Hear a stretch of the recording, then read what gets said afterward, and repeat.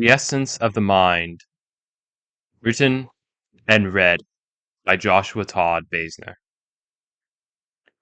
It is a terrifying thing to think of all the horrific and despairing truths that the human mind is capable of concealing.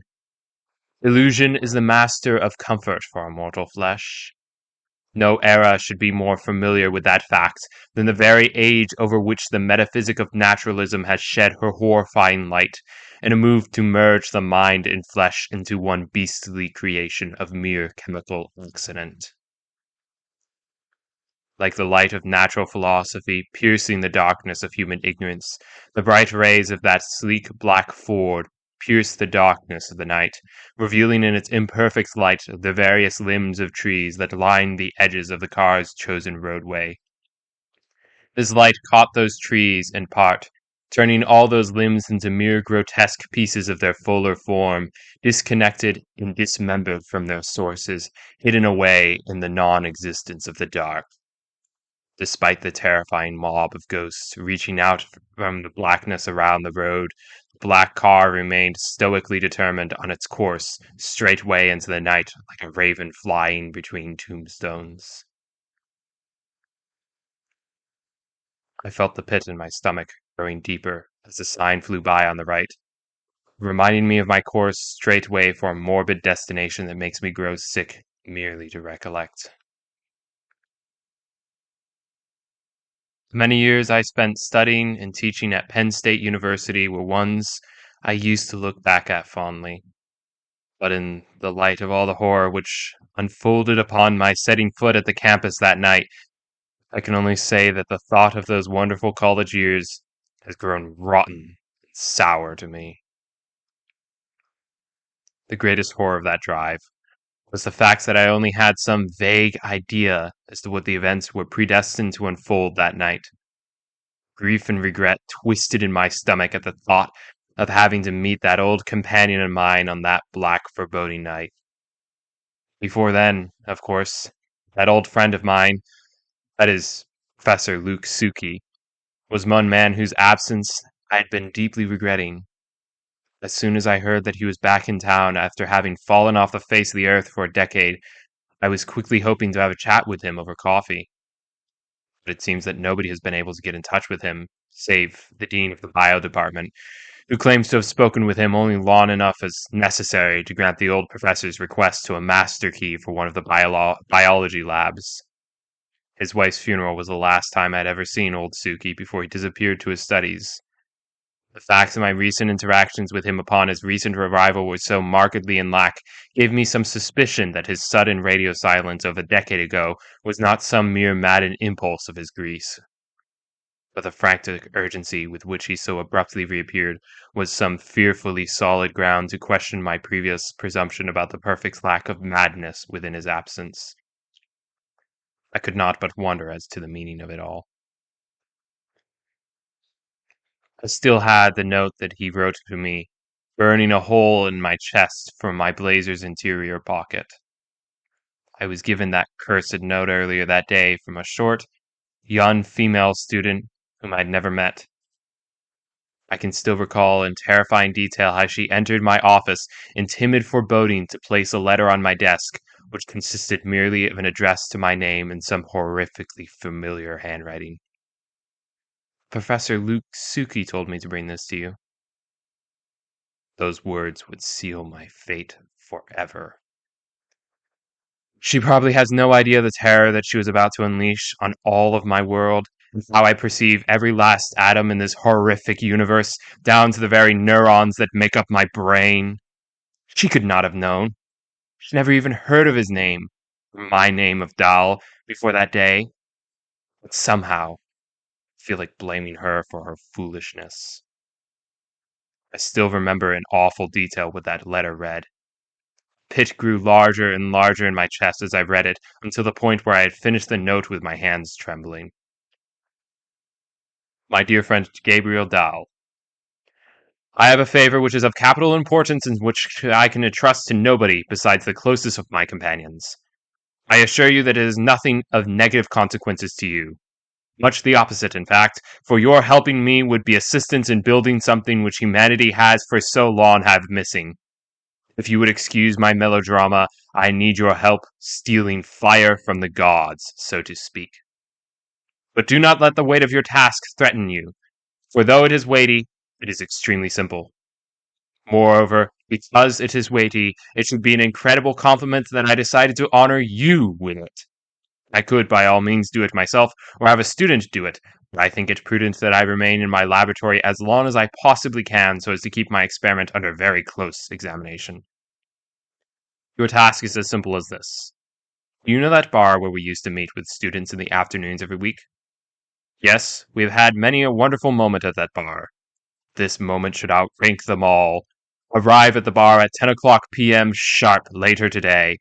If you go out back behind the bar, there will be a large green dumpster. Beside that dumpster, you will find a Yeti cooler.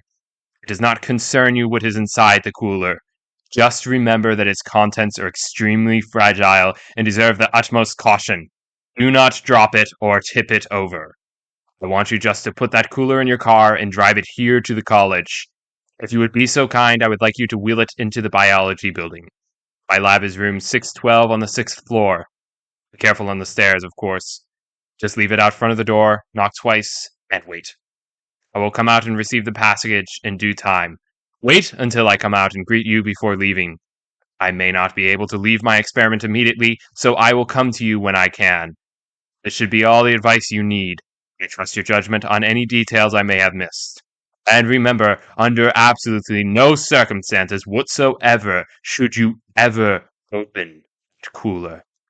It is locked, so you should have no troubles. From a former friend and colleague, I thank you kindly for your understanding to follow through on such short notice. You can trust that I hold you in the highest regard as my mentor through the hardest years in my life. If you follow through with my commands, you can be assured that your most gifted of students will astound the world with his innovation, thanks in part to your mentorship. Sincerely, Professor Luke Suki. My old friend had locked me between two terrible options. At very first, I felt his letter oozing a presumption, which was not merely offensive, but invasive. How could I find no way whatsoever to answer this question? Why did he ever presume I would follow through with his plans as he so shamelessly presumes within the letters on his page? Scanned each and every syllable in hopes of finding some point at which he seems to imply that I could, if I wanted to, reject his request for assistance. Regardless of whether or not I would even take up on such a possibility, if only he raised the possibility, my aching anxiety would have been unspeakably comforted. Much to the intensifying of my anxious thoughts, no matter where I looked, the lines were reeking with presumption and grandiosity. It was then that I questioned, more than ever, the sanity of my old friend. But such a desperate state did not last long. I soon remembered that, during the apparently forgotten years that I knew him, Luke was prone to the presumption of his commands. As my respect to the old friend was always so high, the forcefulness with which he would give requests was a crime to be forgiven. Much the same could be said for his sense of melodramatic grandiosity. It was probably his lengthy absence which caused me to grow unused to his way of addressing people. Yes, I told myself, Suki had not changed from the man that I had known those 4 years or so of study. Quite the opposite, in fact. It was merely my expectation that he had been thrown awry upon his unusually sudden disappearance. I glutted myself upon this conviction. I find glutting oneself on a conviction merely on the grounds of comfort and not evidence is the most natural instinct of all human history. I dared not question what it was that needed so specific a delivery process and so vague a description. I dared not question why he had suffered the act of writing a letter as opposed to merely checking the college website for my current phone number. I dared not question why he had delivered his command within 8 or 9 hours of its completion. I dared not even question why he had delivered it in the hands of a student who never even heard of our names, as opposed to a regular at our old academic group's haunt. Assuredly, if it was a command from my old friend, Professor Lukesuki, he had perfect reason for all that was questionable in his speech.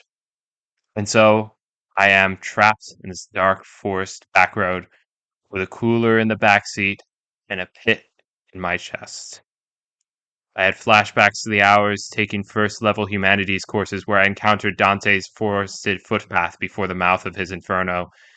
This time, instead of a footpath, it was a roadway, just as is the way with today's wonderfully efficient society. I do not want to recount much of that drive. To my terror, nothing seemed quite to change. As I was driving, however, I was fortunately able to keep my focus on the horde of twisted limbs and hands that were reaching over my head from out of the darkness. After some minutes spent in silence, I risked turning my radio to stumble upon a classical and jazz station which was playing nocturnes uninterrupted into the night. That accident of chemicals within my brains that we call anxiety was soothed some by the various pleasing ratios of frequencies emanating into the silence of my little Ford's interior. At last, however, I could not drive on any longer in the company of that lovely music. The forest thinned out to civilization, and, before I knew it, I passed all the familiar sights of Elmwood Street, veiled now into sinister brooding by the light, and was now secured into my destination by the entering of College Drive. Soon I was consumed by a forest of green pastures, trees, and academic buildings, all opened up to me by that one entryway welcoming me to Pennsylvania State University, while also all hiding from me that all-consuming blackness referred to as the night. It was of some comfort to pass through my familiar homeland of over a decade and see some of the lights even still glowing in the windows of Simon's Hall, indicating that the students were probably up much too late, engaging in who knows what kind of mischief. But I could only keep my glances to the buildings around me very brief, as I followed that roadway, having to pass only one left turn before I was finally slowing and signaling a right turn into the nearest parking lot.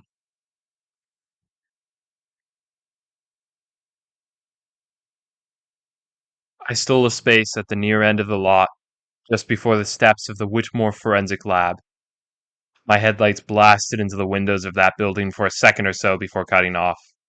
I'm sure if any poor forensic student was just studying, I must have been quite the annoyance. The desirable harmonies of those nocturnes vanished alongside the dying purr of my engine and the piercing light of my dashboard. Just a couple different windows beneath the pillars of the forensic building were still glowing, shedding a very imperfect sheen of revealing light into an otherwise unknown nightscape. Most were too high in the building to have been blasted by my headlights of a moment ago, so I cannot imagine they even knew I was there. The chilly Pennsylvania night was an awful thing to step into, but it was even worse to pull a large wheeled cooler out into it. I was grateful at least that the cooler was somewhat light.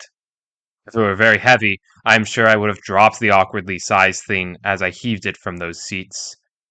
I shuddered in putting its wheels to the pavement and, with no time to stand still and appreciate the stillness of that cloudy, moon-choking night, I turned to drag my burden to the sidewalk, leaning my head low and keeping my steps quick so that I might not disturb the sight of any hard-working student by the window of the forensic building at this hour.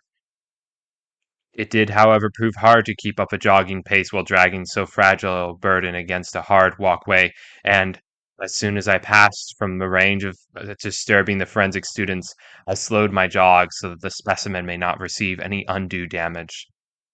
This was certainly not the first time I had done a late night favor for a friend at the college. Why, then, I felt so much like I shouldn't have been there that night was a question which I simply could not answer. This part of the campus was creepy enough during the day. It was practically the apocalypse at night. Looking back at the parking lot that I was hurrying to exit sent shivers up my spine. There was my tiny black Ford, surrounded on all sides by unfeeling brick facades that hid behind their stonework flanked black glass, windows of all sorts of scientific wonders, both invigorating and terrifying. The college was supposed to be a warm place of community, mentorship, and study. But here, within the chambers of the beating heart to this college's scientific endeavors, night had cloaked the world, and any previous warm thought that had been long since chased away into the dorms, allowing for wonders and horrors of scientific discovery to reveal themselves by night. I shivered and turned to the path that led off from the dark parking lot and on towards the Mueller laboratory, standing high in the grey sky above all other buildings like the Tower of London. That is, were the Tower of London to have been built in the era of Chernobyl disaster and the nuclear Cold War. As I neared the steps of that concrete behemoth, my mind began to rush with various unforeseen fears and unanswered questions regarding my first meeting with my old friend in over a decade. After passing through that lobby and wandering through those dark halls, whose face would I find on the other side of the promised door? Would it be the face of an old friend whose mind possessed true memories of every hour of study and laughter we spent together? Or would it be the face of a maniac whose body was tainted by all the real mishappenings and damages that occurred to his mind? I had not realized it then, but as I remember now, I know I'd be facing neither. The long, square, striped columns of the Mueller building reached high for the sky. I spent a moment standing in front of that building, scanning over all the black windows for a light that would indicate my old friend's place of study. If this journey was not suspicious enough to me, it should have been the moment that I found no sign of life within that unlit laboratory. Like a lamb to slaughter, I heaved the glass door aside and stepped into the lifeless vestibule. Not a voice greeted me, save the whisper of the door heaving closed. I glanced about, and the creepy light cast lawn against the various tables and chairs scattered around in the confines of this one-story high lobby room. The poor light of the glass behind me could only just allow me to make out the walls of a suffocatingly small vestibule. The imperfect light had a way to make something so familiar as a chair become a monster in the night. Knowing that elevators lie down a long hallway to the building's heart, I forsook the stairway entrance to my left and continued on through the only other exit to this crammed entry room, an untrimmed doorway to a white tile corridor lit dully in imperfect, sterile glow.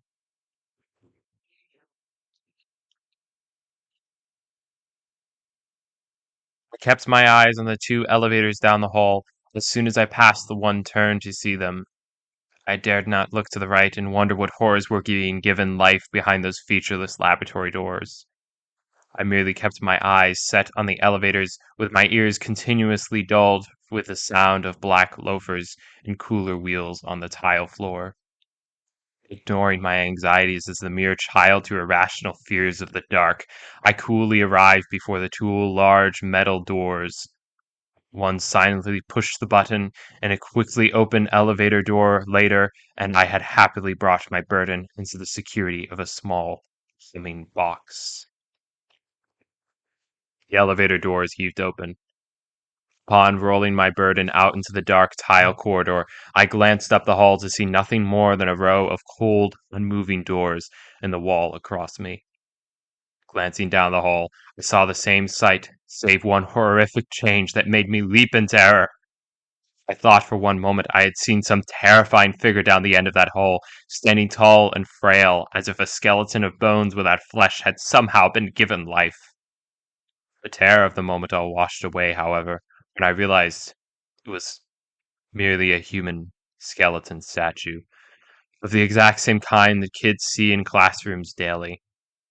As I look back, I wondered that I only thought animate skeletons without flesh were terrifying. I turned to drag my burden through the silence and up the hallway, thankfully away from that startling bony companion. I steadied my breath to the slow heartbeat pulse of my footsteps against the ringing tiles. That tympanic pulse clicked on over the squeaky clatter of my burden's wheels, trying to make up for the eerie lack of voices in these lifeless halls. At last, however, even the small attempt at noise was silenced when I had reached the desired door. Unbuttoning my peacoat long enough to reach into my blazer, I pulled out the infamous note from my former colleague to confirm this place of occupation. 10:38 p.m., and I had made it to my destination. I knocked. My knuckles tapped the wooden door once more. My knuckles tapped twice. The door stood unmoving. I heaved a long, heavy sigh, wishing rather that I was anywhere else in this awful world than standing here waiting for my colleague. As I stood in that lonely, dark corridor, I believe I, in my usual way, was beginning to develop a hypothesis soon to be tested. My hypothesis was hardly very profound, and its evidence was only very circumstantial, as is the case with any hypothesis when it is first formed. Barring all that, my hypothesis ran thusly. My old friend Professor Luke Suki was working on some experiment whose results were yet undetermined. And, while the experiment was most certainly some wonder within the branch of human anatomy and physiology, as that was his field of study and as he was an idealist, he still had absolutely no certainty that the experiment was to succeed as he was hoping. And so, to guard from that humiliating moment where what should have been a groundbreaking experiment proves to be determined absolutely nothing, he has remained silent towards the rest of the college, lest he draw too much attention from so vast a university. But his silence was by no means anything sinister or unanticipated. This was my hypothesis, and I had but one way of confirming it. I can confirm my hypothesis with ease using this simple method. I will ask him what he is working on. He himself has confessed many times over that I am like a mentor to him. Surely the bonds of friendship between us are warm enough that he would be willing to reveal to me all the truths which are too risky to reveal to the rest of the world. With all the anxiety and anticipation of a scientist awaiting the moment of testing, I gazed only at that featureless door until the numbers 612 were ingrained into my vision. Minute after minute ticks by, and I heard not even a shuffle behind that wooden surface. I checked the crumpled note several times, anxious to confirm the number which I saw so clearly before me. I began to fear that I had knocked hard enough.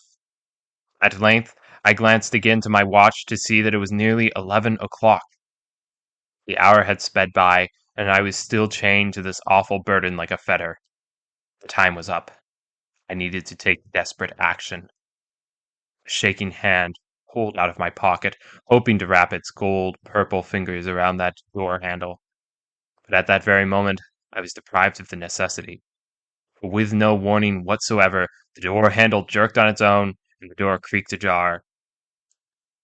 I did step back, but still, I smiled.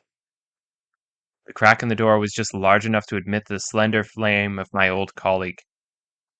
I had not anticipated how much his sight would make me grin. His rusty brown face and his black locks of hair were like a shadow within the dark. But it was a shadow which I was delighted to see. His signature expression of skepticism, which was all the introduction everyone ever needed to him, was something of which I had long been deprived.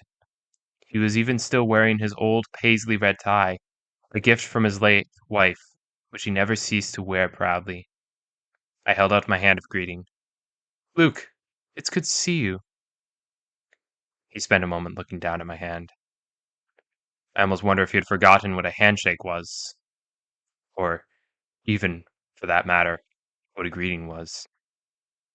But to the relief of my wonderment, he brought out a firm handshake and a warm, yet hour-worn smile. "Dr. Dahl, my friend, has all been well?"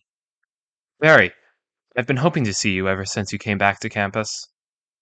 For a moment, my old friend said nothing. Then, forsaking all civilities, he turned to the cooler that I now stood in front of. "You've successfully brought it?" "Oh, yeah, I have." I stepped aside and pulled my burden forward. Now was my chance to test my hypothesis. I tried to meet his eyes. "Luke?" As he pulled the cooler's handle safely near his chest, he brought his eyes to me, still cowering within that thin doorway crack. "Yes? What type of work have you been up to? Is it a continuation of your studies since last I saw you?" Not an emotion wavered over his skeptical gaze. "Indeed it is. Great advances in the understanding and controlling of the human mind have never been made in the matter of days." What advances are you making?" Professor Suki, in some unnervingly jesting way, responded with a grin. "Great advances. Were I to describe your magnitude to you without describing the experiments themselves, you would think me mad. But you can trust me. There will come a day when all suffering which you can imagine within this world will be reversed by what I am doing right here in this laboratory of enlightenment. I grinned back, the most painful grin I had ever given. And with that, the man who was my old friend, Professor Luke Suki, vanished behind a closed door.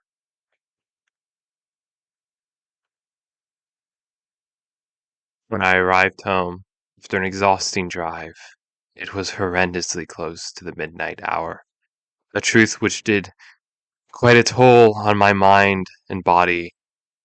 I could liken the experience to returning home after hours and hours of disappointing experimental results, each small disappointment building on top of another until they flooded you over to sap all of your energy. And when you do finally throw in the towel for the day, all the inspiration and drive which accompanied your first arriving has been drained, leaving you unable even to think about the topic at length. So it was with me. The anxiety of carrying the cooler, the anticipation of seeing my friend, the disappointment of coming home to no conclusion had all passed and run their toll as they did so. All that I was left with then was simply the wish to return to the warm sheets beside my bride, my beloved Ashling.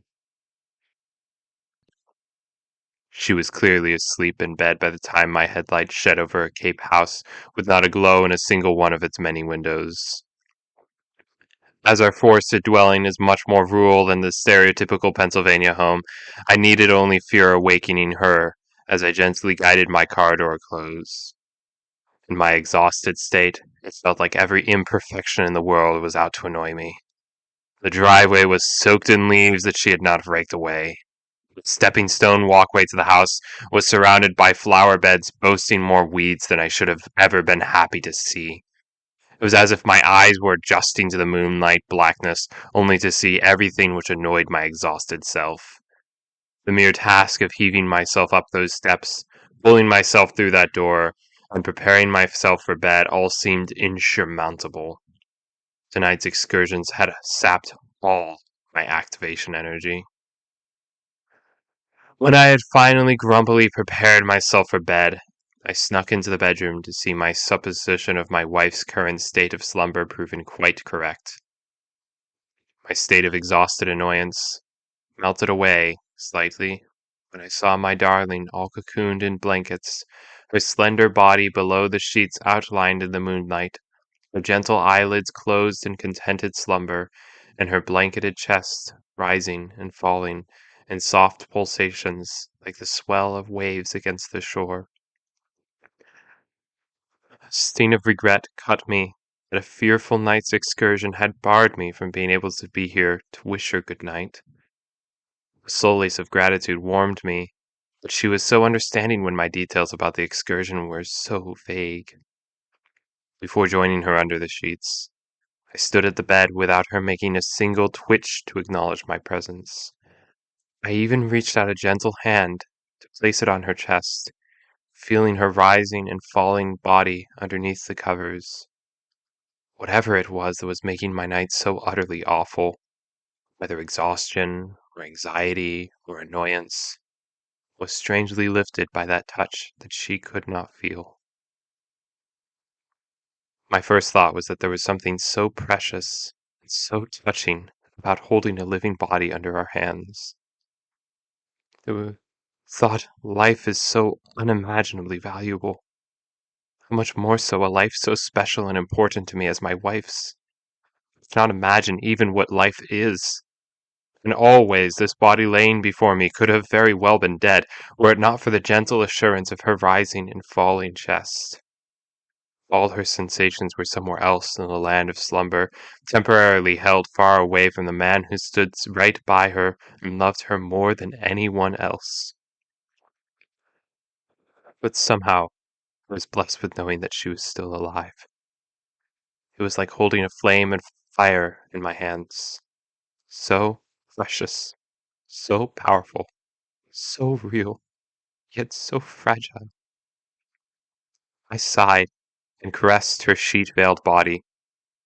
I thought it must be such a privilege to be alive, if only I could spend this life with a life like hers.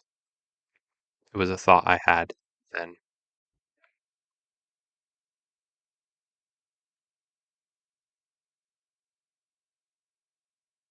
Saw absolutely nothing of my former friend for quite some time after that. I awoke the next day expecting to hear something of his experiment, whether failure or success. For some reason, there was some voice in my mind which insisted on my original hypothesis.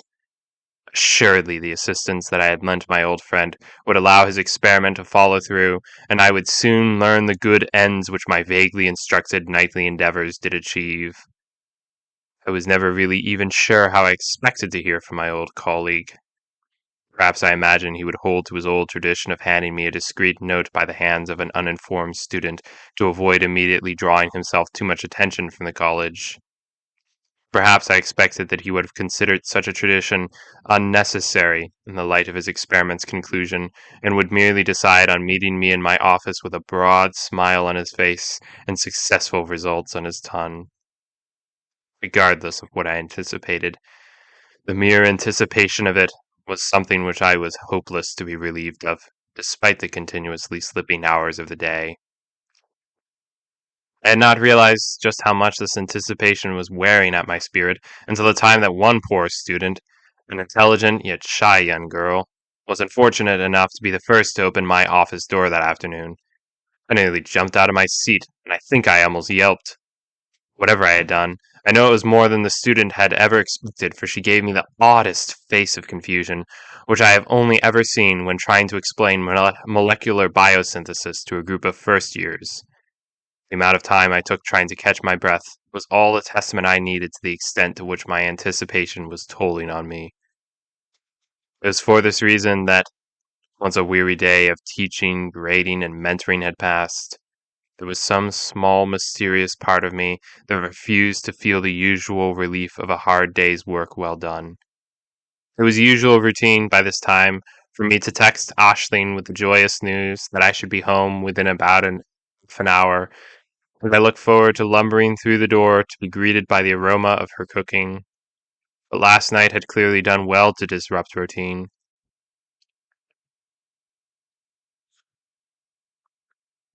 I was not in any way relieved to find that an exhausting day of anticipation had merely led to an exhausting evening of disappointment. Even while I had helped many a student who had walked through those office doors, what good would it all be if I did not get to see the ultimate fruit of my help follow through, beaming and boasting of last night's accomplishments? It was all so exhausting. I decided, therefore, that routine must be sacrificed, if only for today. With a mere notice to Ashling that I was going to arrive home later than expected, I packed my briefcase, pulled on my overcoat, in hopes to explore the campus on a short stroll. I would have probably told anyone who had asked that my stroll was a mere effort to clear my mind after a long day of work. But deep inside, I knew my actual motives behind displacing myself through the campus's various scientific facilities. It was off-putting, to say the least, when I beheld that wall of post-apocalyptic facades around the parking lot, which were all now dressed in the color of a breezy autumn sunset. Students bustled in and out of buildings, walking in chatting groups like herds of ants about the sidewalk. On my walk in front of the creepy old forensics building, I passed more smiling faces than I was comfortable seeing before a place which was once so terrifying to me. As if joining in on the joke, the usually bleak Pennsylvania sky was marred by an unusual presence of blue, with only a scarce torn fabric of cloud to testify to the dark pastime of Penn State's science district. I believe the universe was gaslighting me into insanity. As I followed that sidewalk, however, I finally escaped the citadel of that parking lot to stand before that looming tower of scientific wonder that had so chilled me the night before. It was a ferocious feeling. I was standing just where I had about 20 hours ago. There it was, standing alone in that emerald glass clearing, like some ancient megalith. It was chilling, in more ways than one, to watch a breeze rustle the trees around its rectangular base and see their shadows dance over the first-story windows, while the whole of the building stood tall and unmoved, bathed in a sublime gold sunset like one of the Stonehenge monoliths, standing tall and proud in the middle of a beautiful English field. Unlike the parking lot, which I had just escaped from, this district of the university was empty, not a breathing soul around to join me in admiration of the sterile window-striped building in the middle of this colorful sunset campus. Careful to keep my distance, I even walked around the building to peer at it from the side where I knew the laboratory of my old colleague had been. I tried in vain to see past that long black window into the room which I hoped the sun would have now illuminated. He may as well have cut off all view from the outside world by closing the lab's every blind. No discernible ray of light could exit the glass from that ferocious belly of scientific progress. The breath of my sigh swirled about in a small cloud of mist before my face. Yes, I know what I was thinking. I was thinking that any day soon I would hear again from that old colleague of mine, and we would go out to the bar and get all caught up on all our past, and everything would be perfectly clear right then. It startles me how little us humans are capable of now accepting that which we never before expected. The only time we are ever not miserable creatures is when we are too busy being distracted by our inability to accept our misery. I know that to be true for sure. For standing there, straining my eyes into the black glass of that building, I would have never considered myself miserable. I refused even to consider myself anxious. What a fool I was. What a fool we all are. Fool that I was. I decided that I had left Aisling waiting long enough. I sent her the text affirming my imminent arrival.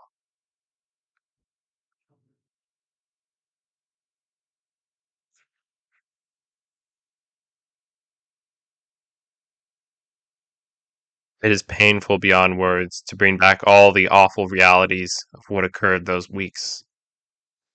I must right now break as much to preserve my sanity as to speak directly to you. We so often talk down on those who cannot accept truths which are too hard to accept. Parents are driven to mad extremes in trying to save their sons from an abusive girlfriend. Lovers are brought to humiliation when the one whom they naively dream about turns out not to share their affection.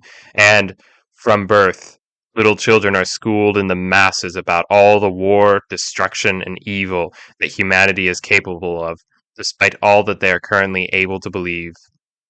But after seeing what I have seen, I wonder if any of these people are not really another breed of our own kind in more ways than we realize. I wonder if any of those whom we ridicule as sheep unto slaughter are really among our very own herd. I wonder if there was ever a human who has earned the right to cast the first stone against the willfully ignorant. The greatest crime of those of us who consider ourselves intelligent is that we are willfully ignorant to our hypocrisy of willful ignorance. Blind faith is a disease with no cure. I have learned this to be true, and it is the most terrible truth I've ever had to accept. Now that it has all come clear, I cannot but doubt every conviction I once thought mine. Rationality is hardly the base nature of humanity. What are children from birth? Do they really seek truth? Or is the seeking of truth something which we need to school into them day and night until they finally seem at least to pretend that it is natural to him? They are born up in lies of comfort about the reality of death, the reality of pain, the reality of divorce. I wonder now that I stand before all that my memories seem to accumulate if I was ever anything more than a child.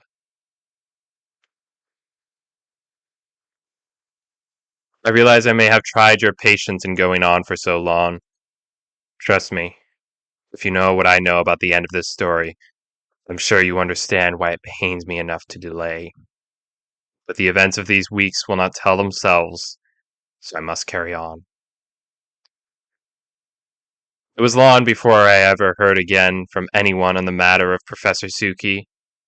My anxiety over this hole was never once calmed any more from what it was that day that I diverted my normal course to visit the Mueller building. Walking by that building and trying to peer into the lightless window became a routine pastime of mine, and when it was not present before me in person, it was continually present in my mind. The image of that sunset-soaked, creepy megalith laboratory would not erase itself. These thoughts even drove me so far as to one day drag me through the vestibule, up the elevator, and pursue my courses as far as the door to Suki's lab. Still remember that awful moment that I stood in that empty, windowless hallway with no face to stare back at me, but that foreboding 612. Oh, Suki, you're such a torturer. I should have knocked while I still could. I should have entered while I still could. But instead, I let him torture me in the name of respecting its privacy. I let my fingers slip from where they had naturally rested on that doorknob. I just wanted my friend back. I thought he was only a door away. I realize now that he never existed in the first place.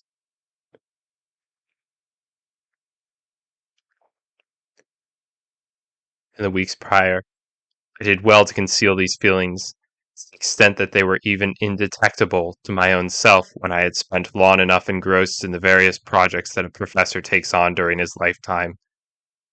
By the point of a week, shy of a month since that awful night of the cooler incident, I was coming to actually quite enjoy my late day walks, finding them a chance to think over various trivial matters regarding my hopes for future research as soon as my current projects are finished. Passing by the Mueller building eventually became more of a matter of autonomous routine as glancing into its windows became a matter of mindless curiosity.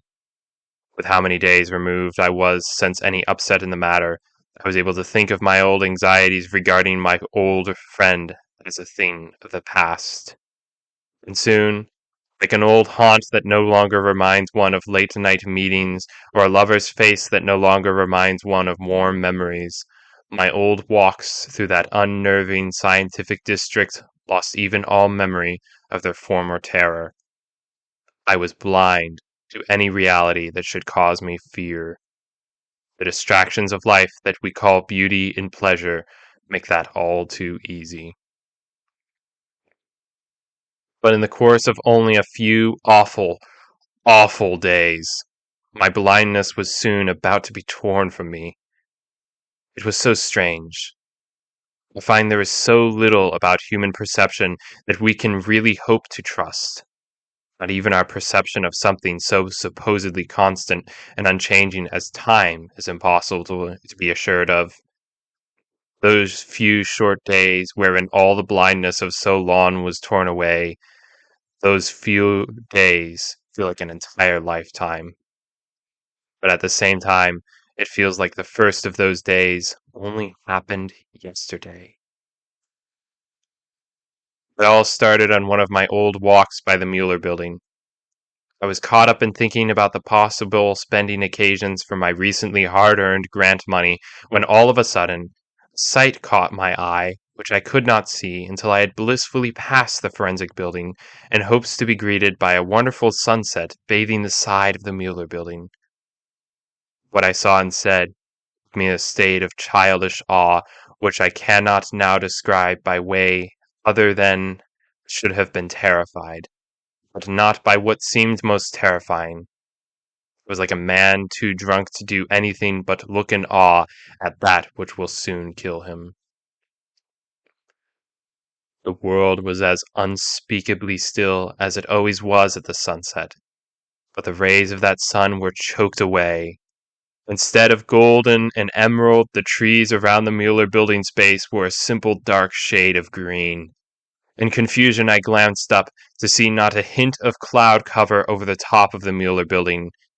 That was until a cold gust of wind from my left beckoned my gaze to the west. I saw, in what should have been horror, but what really was wonder. That the stillness I once thought was serenity was actually one of terror. Off before me, not a few yards down a walkway traversed lawn, stood a myriad of college buildings. From where I stood still on a little shade of the trees between the Mueller building and laboratory and its citadel, I could only see the faraway face of the long, low pond lab, with the domineering gray figure of Oswald Tower peering up from behind. Usually on days such as this, I am warmed by the serenity of seeing a calm sky, recently often a blue one, as the only backdrop for these familiar sights.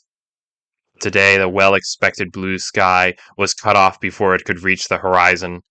Instead of a clear, cloudless day stretching on before me, I saw a distant army of high thunder clouds towering from the horizon, laughing at the puny stature of the oblivious little towers, soon to be engulfed by their terrible might. There is something within the humans, some instinct inbred into us by millions of years of evolution, which has never ceased in moving us to cower at the sight of a horizon darkened by a sea of billowing black clouds and lit up by flashes of piercing lightning bolts. But as we have modernized and found ourselves tame and cozy homes to retreat to, I often wonder if our knowledge of our safety has caused us to suppress that instinct. So much so that we can stand happily and peacefully on land that is soon going to be devoured by a thunderstorm, somehow enjoying the unnerving quiet, which we take to be peaceful, and the foreboding thunderclaps, which we take to be soothing. We cannot know for sure the intricacies of those spontaneous reactions of chemicals which we call the human mind, but I do not profess my above thesis without any evidential circumstances. My experience before this looming storm cloud was one such circumstance in which this instinct became so manifest. That thundercloud domineered before me like the billowing crest of a tsunami, lining the horizon behind those nearby college buildings, seemingly frozen in its distant proximity. It grew on the horizon slowly, yet steadily, devouring more and more of the sunlight that painted the sky behind it in a horrific crimson. Like a drowning man reaching his arms out of the water, the drowning sun could but reach brilliant beams of shining gold out from behind the clouds, soaring high into the sky above my head. I gasped at the sublime show of terror out before me. There is surely some primeval survival instinct within man which will not allow us to stand before the sublime without realizing just how insignificant we are to resist it. How this instinct was ever enough to aid to our survival so as to warrant its presence in modern Homo sapiens, I cannot tell, but it most certainly takes its toll on us during hours such as mine before the storm cloud. I do not think I would have ever considered myself so much a reverent man as I did when I saw that storm cloud before me. No wonder so many lesser civilized societies throughout history have posited the existence of an infinitely powerful God, whose presence we now claim to be entirely unable to prove. It takes only being stripped of the comfort and the protection of our cozy homes, and soon the existence of God will be proven beyond all doubt. I think my mind must have been so entranced by that terrifying sight that I started to stupidly stride towards it, like a man entranced by his lust for gold or for a beautiful woman. For after a few minutes, or at least I suspect a few minutes, based on how little the rays of the sun had faded, I was jarred out of my trance by a figure walking up the path from the library. I think I might have even jumped. Her voice came with such little timidity, and the voice's source was so far up the path that when she spoke that it was enough not merely to cause my trance to fade, but to shatter. I was standing out in the open, where all trees were behind me, and that tower of scientific terror only out to the right of my vision. The concrete path which my feet had just left diverged off down to the right to a large webland of many such paths before stopping at the front steps of the Paterno Library. One of the buildings lined up down the green lawn before me. For all the time I had spent in my trance, I had assumed that this path was as personless as the primeval heights of those teetering clouds ahead. But the moment this trance had shattered, that assumption was proven as a failed theory that it was. The mere shoutings of a nearby female voice were enough to make me suddenly realize that I had a companion in that companionless sunset field. The young lass, whom I presumed to be a student, was only about halfway between me and the library, but was strutting quickly towards me with a pile of books clutched closely to her chest, immediately marking her out as exactly the kind of young lass one should expect spending all day in the library. Even the paleness of her skin seemed to testify that she spent little time in the sun, unless it were to read beside a window.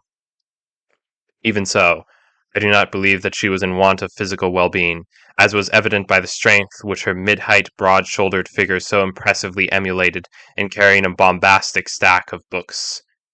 She approached as if carrying an absurd pile of books was a perfectly everyday experience, oblivious to the height of those dark clouds which loomed on the horizon and to which the unnoticed evening silence was a fearful prelude.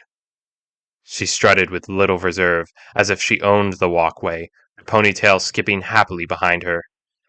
By the time my startled gaze crossed her eyes, her walk slowed to an eventual halt, bringing her just beside me to where I could see, written behind those broad triangular glasses, a gentle smile, like the friendly smile of the sun through a rainy mist. I think she expected me to speak, as a brief silence passed between us, that I spent still trying to piece together my mind, which was barely able to think after a day of teaching followed by my moment of trance. Everything about her spoke of a spark of artistic enthusiasm, from the way she carried her happy strut, to the way her evidently strong figure held that stack of books, even to the way that she styled the Penn State navy blue over her woman's suit.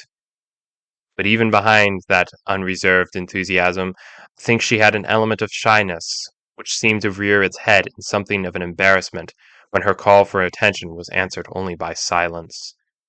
Her smile from before faded slightly, and an apology for having disturbed me slipped out. With the looming silence of the land still unforgotten, I felt a pressing need to assure her that she was at absolutely no fault for the awkward silence of before. "Oh, please, don't fret yourself, Naomi. Miss Naomi. Please don't worry.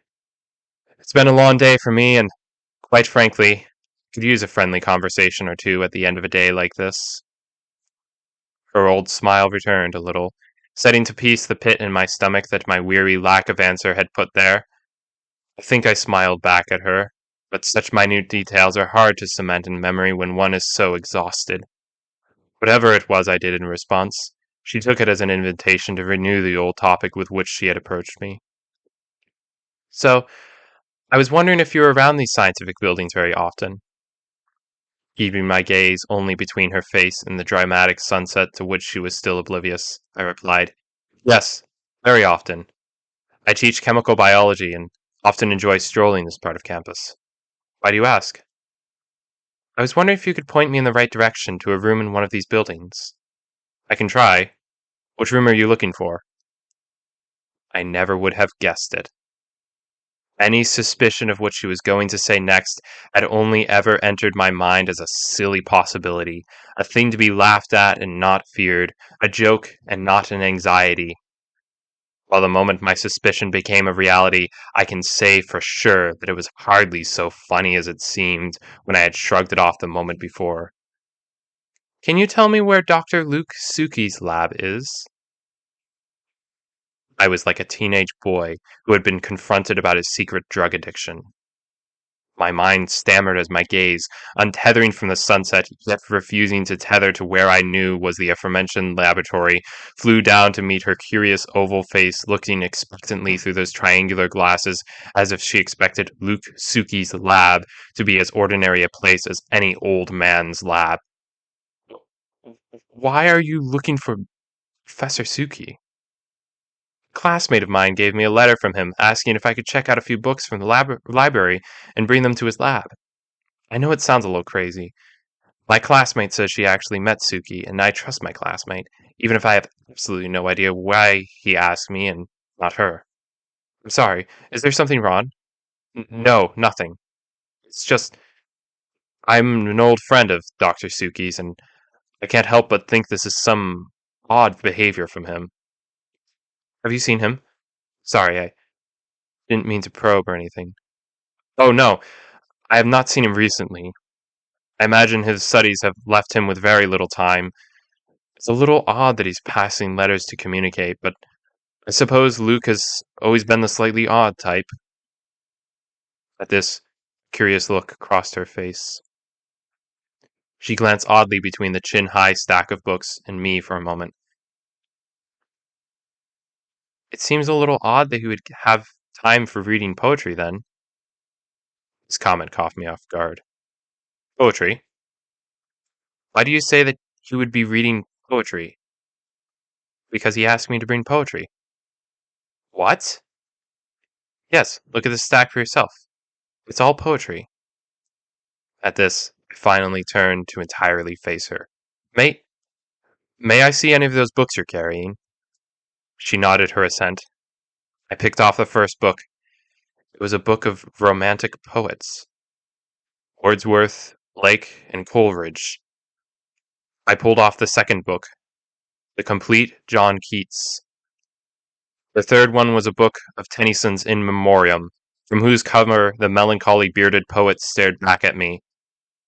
With a defeated sigh, I replaced all the books to their rightful stack. After a moment, she cocked her head. So, should I still bring these to his laboratory? Yes, yes, please, go ahead. I'm just a little surprised, that's all. Now that I think about it, it all makes sense. You'll actually be doing Luke a good service by bringing him these books. His wife, Nastia, she passed away 10 years ago. I think he still misses her because she would spend hours in these books, and he fell in love with poetry because of her. At first, I was imagining Luke would have requested a stack of psychology or neurology textbooks. But these make much more sense as he probably wants them to remember his wife by, and he probably has all the textbooks anyway. You'll find his lab in the Mueller building. It's right there behind us. The lab room is 612 on the 6th floor. At last, the gentle lass smiled one last friendly smile. She gave me a thank you, which rang with sincere gratitude like a chime ringing a note. I smiled and nodded, watching her begin to wander off the direction that I had pointed. She only once stopped on her wandering course to turn and finally bring her eyes the direction I had been looking. I watched the setting sun rays glint off her glasses, shining in the place of her awestruck gaze to testify to the grandeur of the view before her. A low "wow" escaped her lips. With a motion almost like a shiver, she turned and marched off towards the mouth of that vast bastion of scientific terror which loomed from above those trees. I noticed that, since turning around, her stride had been marked by less of its original enthusiasm than by some sense of gravity, being no longer a skip, but a march. At least, in feeling minuscule, I was being human. And at least, in being human, I was not alone.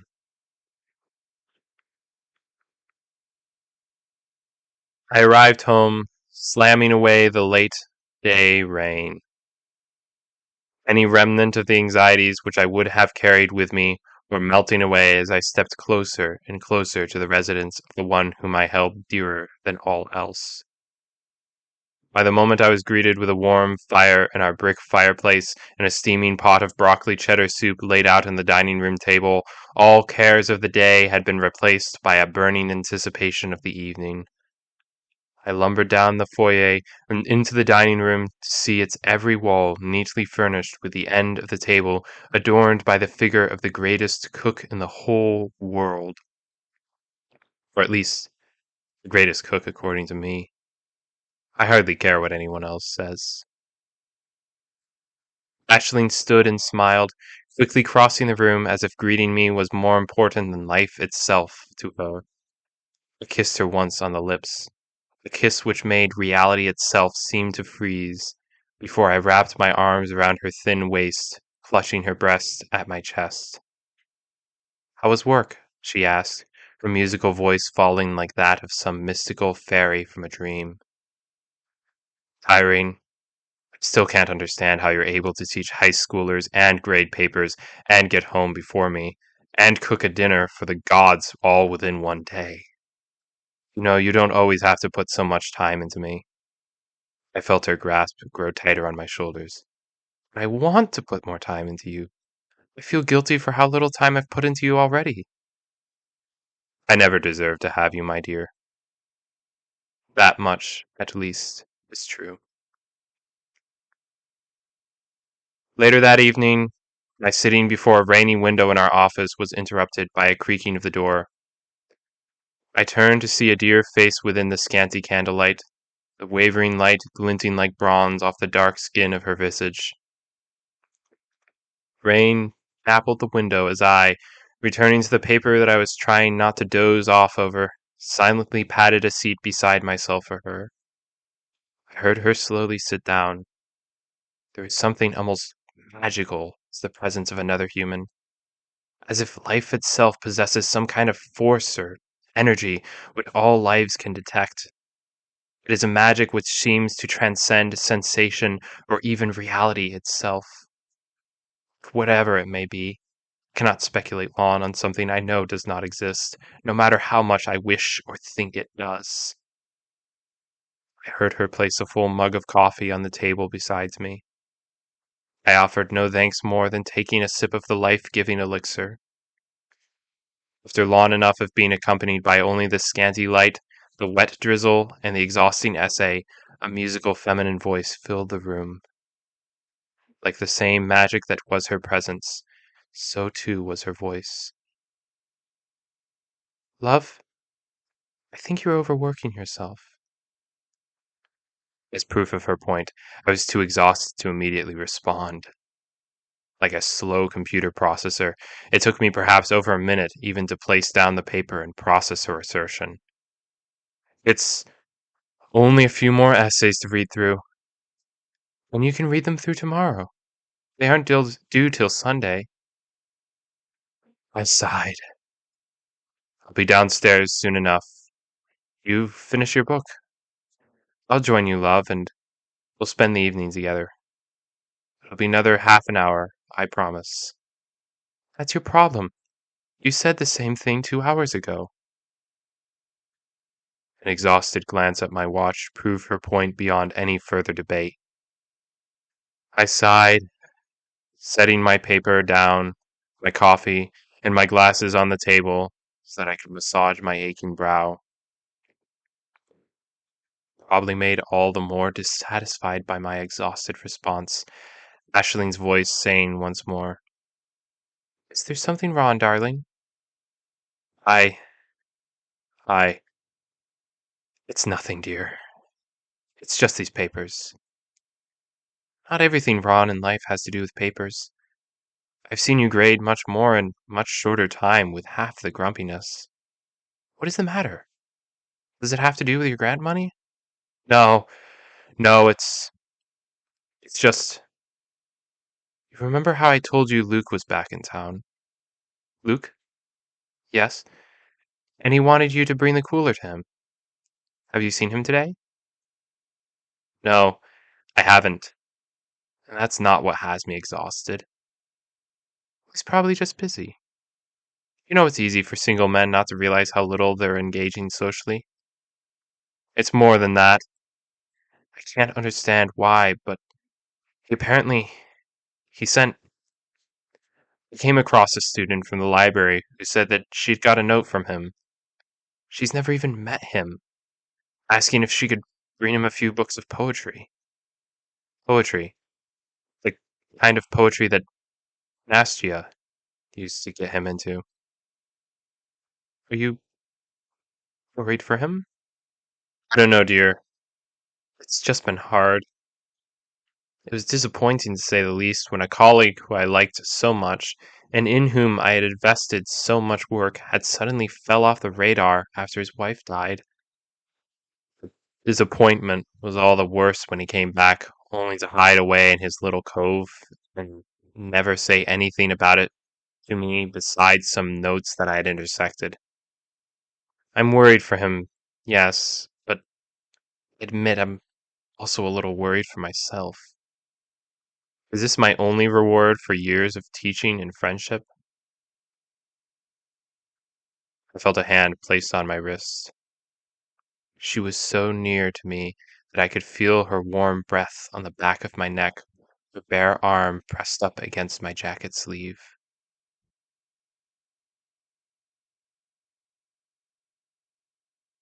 Darling, Suki had never had any promise to stay and be perfect. If he's taken all that time and work you took to teach him and thrown it all away, it doesn't reflect anything on you. You're intelligent, driven, and inquisitive.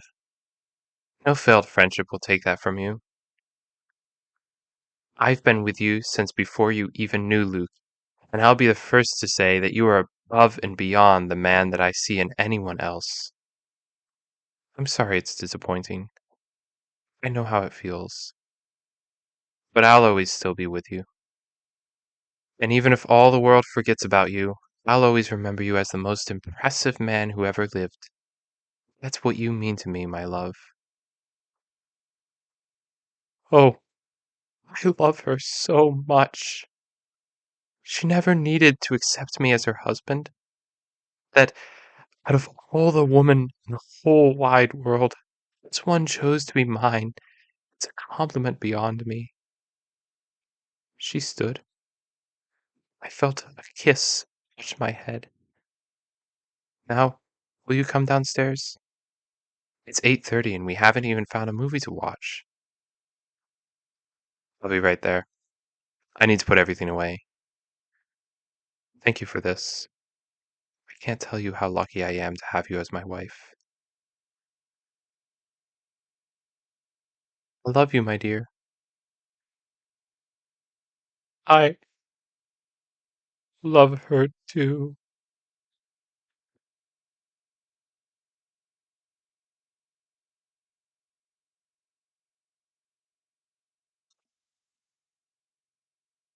No matter how long, I would have rather stayed inside and sulked my uncertainty in love. The grinding machinery of life, sadly, will stop at nothing. It was no sooner than the very next day that I awoke early with the same demand of making it to the university on time to teach my 9:30 biology students. It seems odd, but the very thing that my sulking mood abhorred, a busy day at college, was actually the very thing that it needed to be cured. It is so strange how little we humans care to swallow medicine. We prefer our poison over our protection. But, fortunately for us stubborn creatures, life's one source of certainty will always hold that the sun will rise the next day and we'll have to get ready for work. It was during the duration of my class that my wandering mind had been taken entirely captive in the shackles of the topic at hand. My old position in front of the classroom was so captivatingly familiar that any unusual or paranoid thoughts were soon exiled from my mind. I felt at last like I knew who I truly was, when at last I was where I need not be anyone more than a teacher. My class fizzled out in its usual way, with only a few remaining diligent students to come and busy my mind, enlightening their confusion. After the last young lady bade me thanks and farewell, I set myself to packing away my laptop, realizing how quickly my old anxieties had depleted when I only refused them an hour of contemplation. I joined the usual hallway herd, free at last from all those thoughts which once denied my mind any respite. I arrived at my office with the only weight on my mind being that of grading papers. I had come to the conclusion that the weather outside of the Mueller building was all my domain to enjoy and bask in, whereas the happenings within that mysterious megalith were beyond my jurisdiction. And no matter how many bonds of old friendship united us, the truth still remained that both I and Dr. Luke Suki had a job to do as professors. With that, I was able to forego my hopes of seeing him, finally at peace with the once terrifying uncertainty about whether I'll be able to see all the fruits of his long hours studying. All this sweet peace and assurance was my companion as I found my office chair and opened my laptop. Oh, how I wish it could have lasted longer than that. For the moment my laptop opened my email, my eyes fell on one name, which reigniting a foreboding in my chest that moments ago I would have sworn was long dead. The last time I had spoken to the head of the science department was nearly a month ago. It was a memory so faded that I only remember what it was about because it was that conversation which had sparked an unhealthy interest in the Mueller Laboratory's latest inhabitant.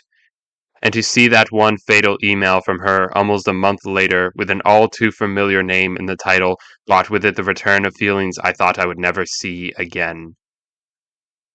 The email was merely entitled, Suki's Laboratory Overdue. It read thusly. Dear Dr. Gabriel Dow, I know it has been nearly a month since last you contacted me about the laboratory loan to your friend Dr. Luke Suki, but I'm wondering if you have heard anything from or about Suki since then. I'm trying to contact him as his laboratory loan has been overdue for some time now, but I'm unable to get a reply. If you happen to know anything of the situation or at all able to get into contact with him, I would sincerely appreciate it. Maybe it would be asking too much for you personally to reach out to him, but if you were able, it would be a great help, as I'm really too busy today to try and contact him in person. I am sorry for any disturbance this might have been this morning. She had no idea what sort of disturbance this matter would soon prove to be. My reaction at first was hardly one of outrage or anxiety. At first I was merely overwhelmed with a deep inner confusion. With what I should respond to this email was a matter I found oddly perplexing. Looking back, I wish I'd never even given it another thought. To that version of myself from long ago who was afflicted by the all too human disease of naivete, that foolish man who assumed the best of even his closest friend, answering the email was not merely a privilege, but a duty.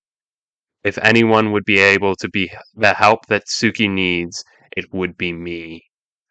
It seemed to me so much of a duty that I was cautious not to specify just how much of an extent to which I would go in reaching out to Suki, lest I, in my enthusiasm, take on a responsibility which the email's original sender had never intended to give. That I thought a matter so terrible something worth enthusiasm goes to show just how wretched of a state blind hope really is. After considering the matter, I resolved there and then that I would send Luke an email of my own. This resolution, unfortunately, was as short-lived as my ignorance to the reality that I had absolutely no way of confirming that his email address from 10 years ago is the same as what he uses now. That ignorance shattered the moment I found his email nearly at the bottom of my list. A decade of travel and change is easily enough time to demand a new email address. It could be reasonable for me to beg the head of the science department for his email, but such extremes may only serve to prove my lack of contact with Suki, and thus my inadequacy to assist. And if there was any torture worse than having help be put off by the lengthening of time, it is having to put off helping by the inadequacy of my efforts. After several minutes of silently considering the matter from the comfort of my office armchair, I resolved on an ironclad strategy to force a response out of that unrelenting source of silence. I would send a message to his 10-year-old email. That would be my first attempt at testing my hypothesis from a month ago. And were he not to respond to that email, I would do something which I never should have been insane enough to do. I would at last marched my way through the gates of the Mueller building, and burst through his laboratory doors. I was certain of this at least. If all else fails, my old friend should at least be happy to see me.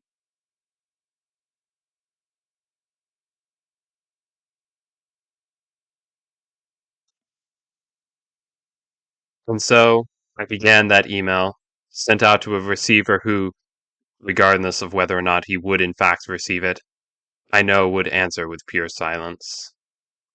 When I finished, I was trembling. How cruel it was that when I had at last come to what should have been a resolution to all the tension of the past month, its very source of tension would arise from his cozy tomb of silence to reawaken my agitation. Even so, I bore the plague of trembling hands and whirring thoughts, come all that the day was willing to bring. The fears were so irrational, and the act so simple, that I saw it all worth being dedicated to the service of my old friend. No matter how slowly that day of lecturing and grading had passed, I knew I could at least find comfort in knowing that the day's end was bound to be the end to the vanity that had suffocated me for the past month. The hour came at last. In a spurt of eagerness, the words "class dismissed" ended up escaping my mouth a whole 10 minutes too early. Understandably, the class had little complaint at being let off so early. I had to suffer answering the confusion of only two young students before I was let alone with an empty room of tables and chairs, whose evening sunlit windows joined the clock above them in testifying of the hour which had finally arrived. I kept my computer open only long enough to check my email. Sure enough, my preliminary message to Suki was answered by pure silence. It was a pure silence like the absurd silence of the universe to humanity's nostalgic instincts. Something at once terrible and wonderful, like the delicious dregs of a bitter poison. The foolish man I call myself did not care how bitter the poison was. He packed his computer bag, closed the classroom, and sped down the hall. As I marched my way for the Mueller laboratory, a forgotten source of dread was slowly beginning to renew itself. That tower of scientific devilry never seemed quite so horrific as when the happenings within its beastly stomach had suddenly become my domain. As I was locking my backpack within my car, a fearful moment washed over me where I truly wondered if the prize was worth the possible price. I should have texted Ashling right there, that moment, and driven for the comfort of home. The only defense I can have now of my actions was my ignorance. I had no clue what that price would be. But yet, even that is a pathetic excuse for defense. Even if my foolish mind could not comprehend the consequences that my hoped for meeting would unleash, I know that something, maybe you could call it my heart if you were so inclined, was filled with dread at the thought. With every glance I cast back at that unemotional, looming megalith, my stomach recoiled, and my heart leapt in foreboding of a price which I could not comprehend. It is only because of my ignorance and my foolishness of mind, and did not of heart, did I decide to face that which I will forever regret facing. Almost as if to warn me off from the course that it knew would be the end of me, the wind swept through the empty lot as I approached that looming tower, tossing the end of my coat in the same airborne torrent that spun streams of leaves through the air. The clouds into which the Mueller building rose were but a blanket of pure dead gray, covering the sky in an infinitely monotonous colorlessness, perhaps as if to foreshadow my impending fate. And yet, despite all the warnings of the natural world, all that should have given me terror, I marched on, certain of my mission. Not a bird fluttered between the trees, and not a soul crossed my path, leaving the world in a silence that I failed to understand as a grim, fatal tension.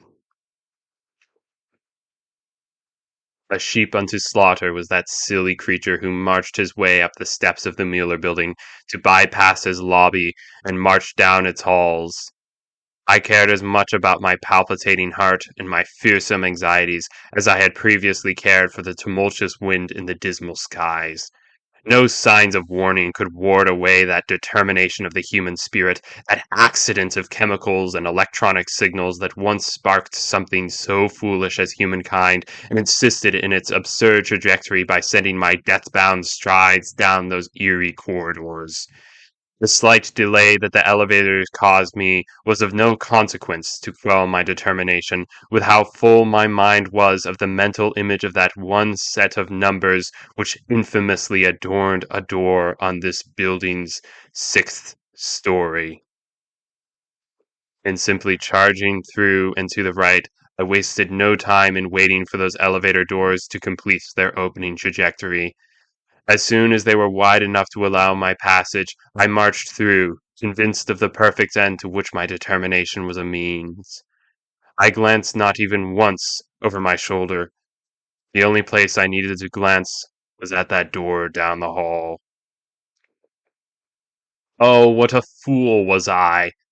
Despite all that should have been warning to me, despite the time and time again that my hypothesis of my colleague's innocence should have been rejected, despite the grim foreboding stature of this house of scientific horror, despite the fatalistic warnings of all the natural world to which I should have heeded, despite the anxieties which clutched at my chest from within, I still insisted that my friend was more valuable than my time.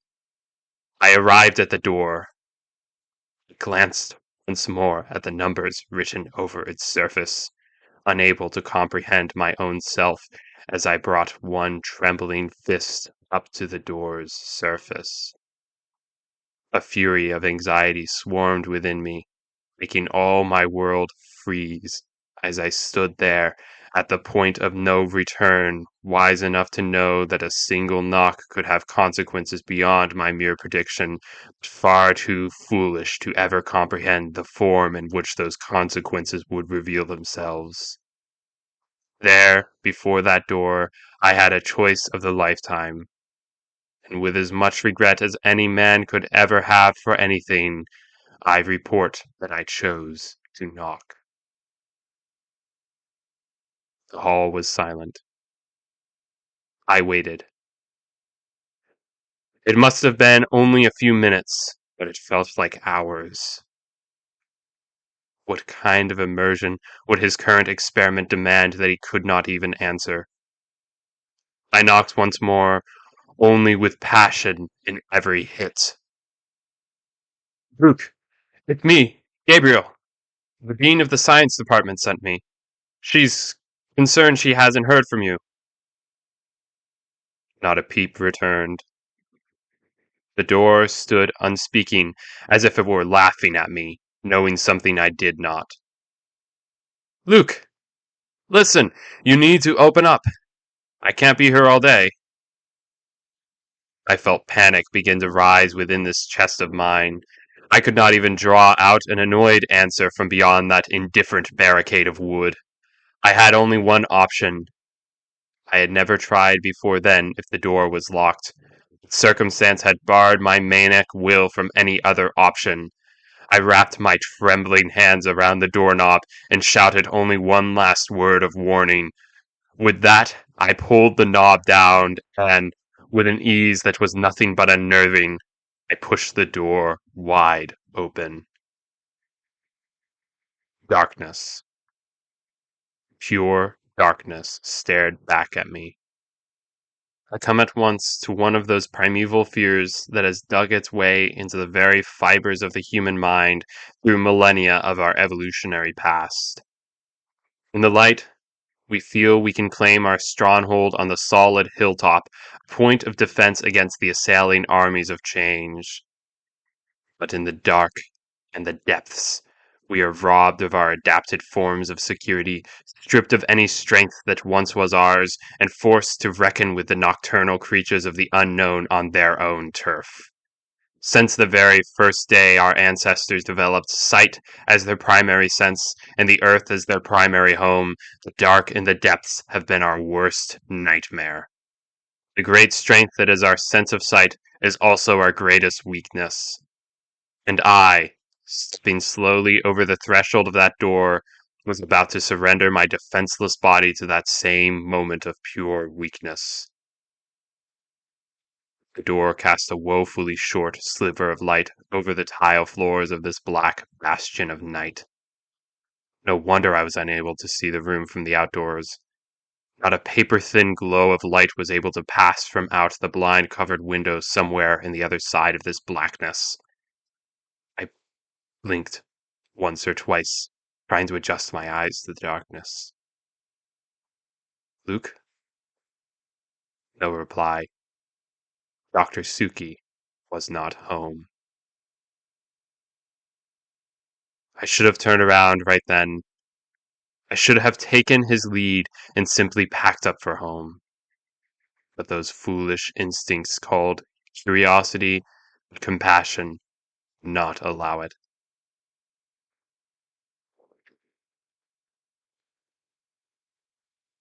As I stared on, my eyes slowly began to adjust to where I could almost make out details of the room. From all that my eyes could gather, Luke's exodus seemed to have been efficient as it was noiseless. Every possible space or countertop in that garage-sized room had been stripped bare of any sign of disturbance. That was almost every possible space. My gaze drifted from the empty countertops lining the walls to the table filling up the room's center. In the shadows, I could hardly make out what it was. Something was on that table, something covered in a black tarp or blanket, something that took up the table's whole 6-foot width. With it covered by a collective veil of darkness and tarp, I could only just make out a form of something very curvy and lumpy, like a miniature model of a mountain ridge. Save the organic and natural shape of whatever was under that tarp, the whole of the scene, from the stainless steel table to the sterile lab equipment to even the neatly laying black tarp, was cold and unhuman, the unfeeling fruit of this womb of pure scientific advancement. Foolish impulse it is within my cerebrum's frontal lobe drove me to step forwards, out of the comfort of this little sliver of light and into the darkness. But, for some moment, my impending discovery was delayed when my attention was distracted. In the dark, my toe tapped something flat, heavy. I halted in my previous course to look down at one odd object that Luke had evidently forgotten to clear out.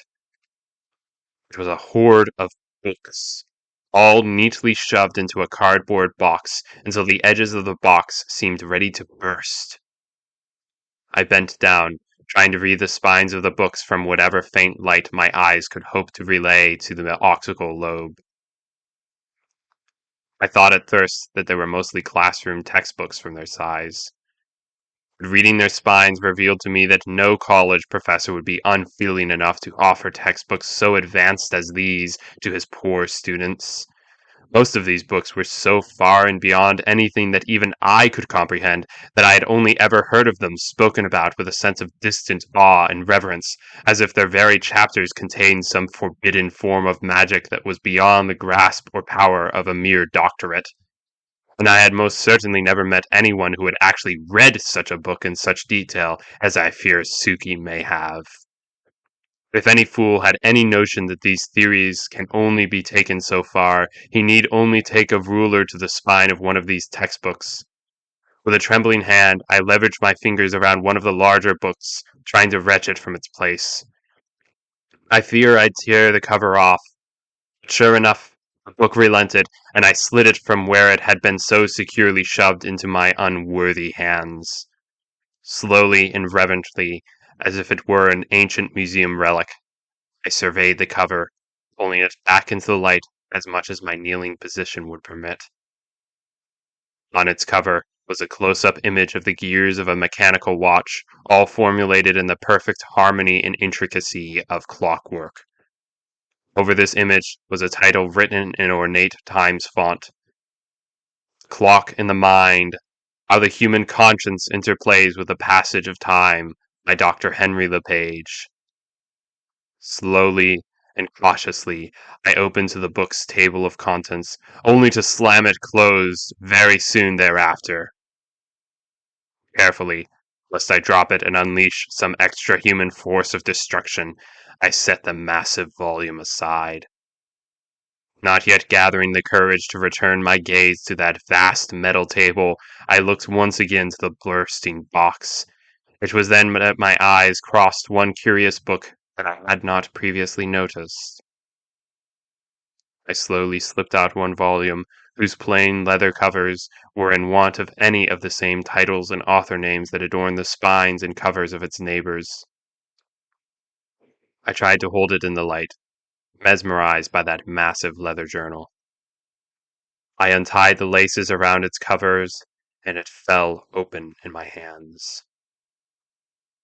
It took only one look of those pencil-sketched illustrations and those handwritten paragraphs for me to realize that I was reading the words from the very mind of my former colleague himself.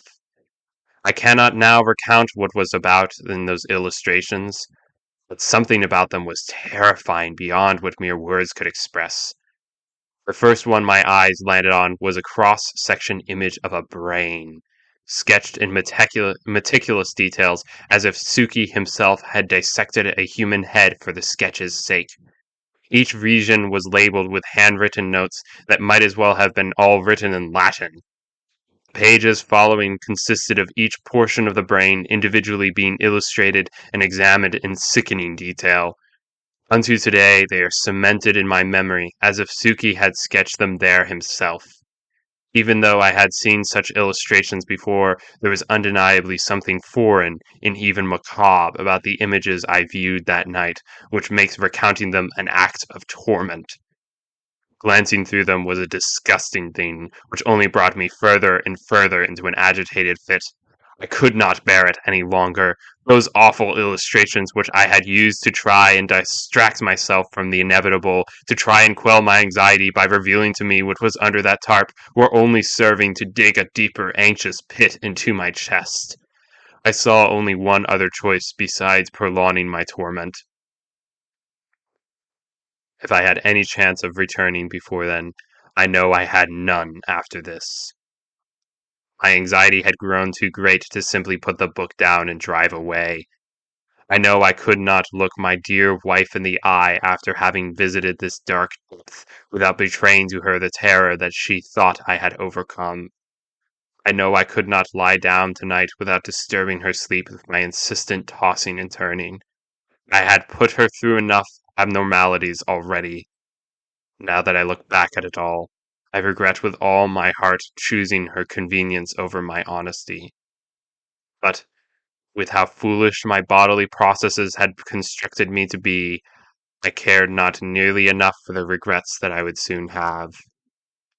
And so, trying to gather all my strength in a sigh, I stood, the images seared into my mind, striding slowly for that lawn metal table. I can recount every minute detail in vivid accuracy. The blanket was laid out neatly over the table like sheets over a bed. My trembling hand was reaching slowly for the corner of the sheet as each step of my aching feet brought those fingers closer and closer to the corner of that cloak. I knew I should not. Yes, indeed, I knew it. Only some sick semblance of justice or concern could have propelled me forward. It was never supposed to be my place to be infiltrating the depths of my colleague's laboratory, and I knew it. The more I hoped I could justify my actions by the facts that he and I were once friends, the more I was binding myself to the truth. I would soon have hell to pay. If my once fond friendship with Suki would have any effect on me then, it would be only to make the payment of hell all the worse. Time seemed to slow as I neared that table. Each step took 1,000 years. That cloth drew closer to my fingers at the rate of a freight ship lumbering into harbor. All I heard were my shaky breaths, warring to tame my violently protesting heart.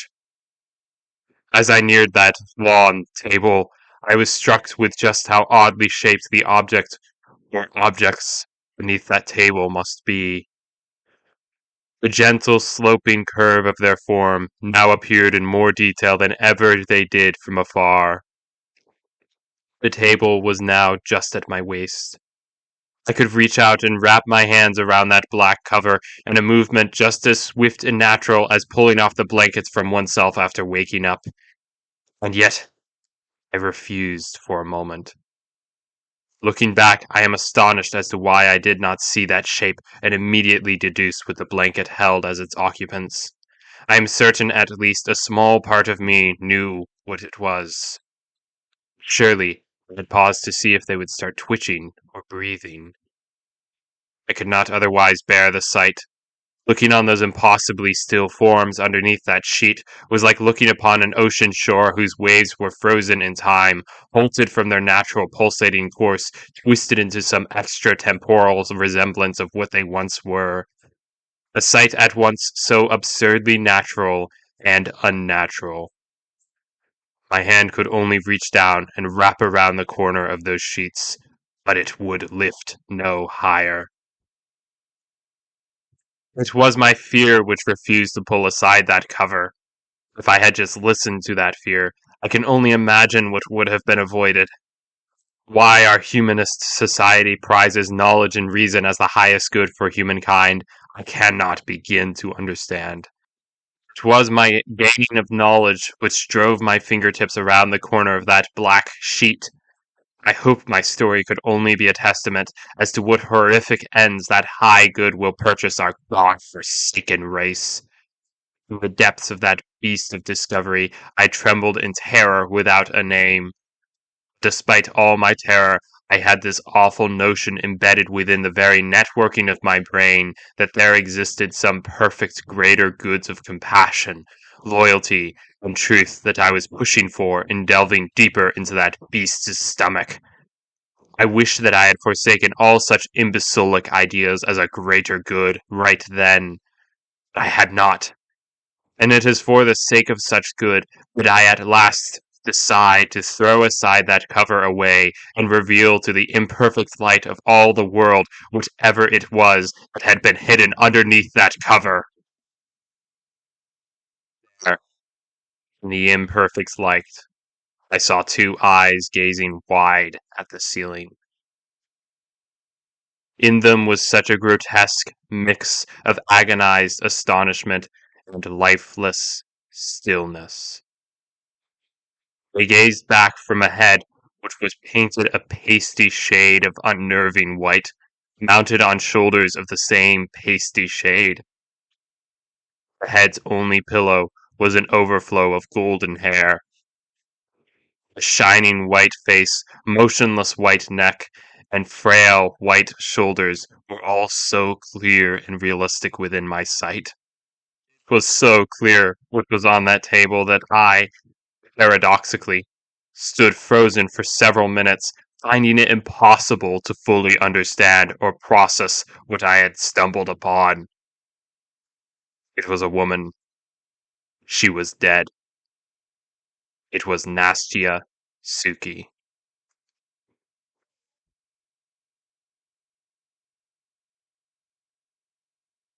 The soothing pitter-patter of the rain filled the silent cabin of my Ford, at once so near in its surrounding sound, trying to solace my anxiety, yet so far away in that my anxiety proved beyond its power to solace. My stomach still twisted and turned as I pulled out my phone, exhausted by the mere sight of the red and blue lights that flashed in the blackness from every rain-streaked window. I was, at least, finally in the comfort of this idle car's warm cabin. At least there I could escape the merciless fall of rain, even if I had yet to escape the dizzying police lights.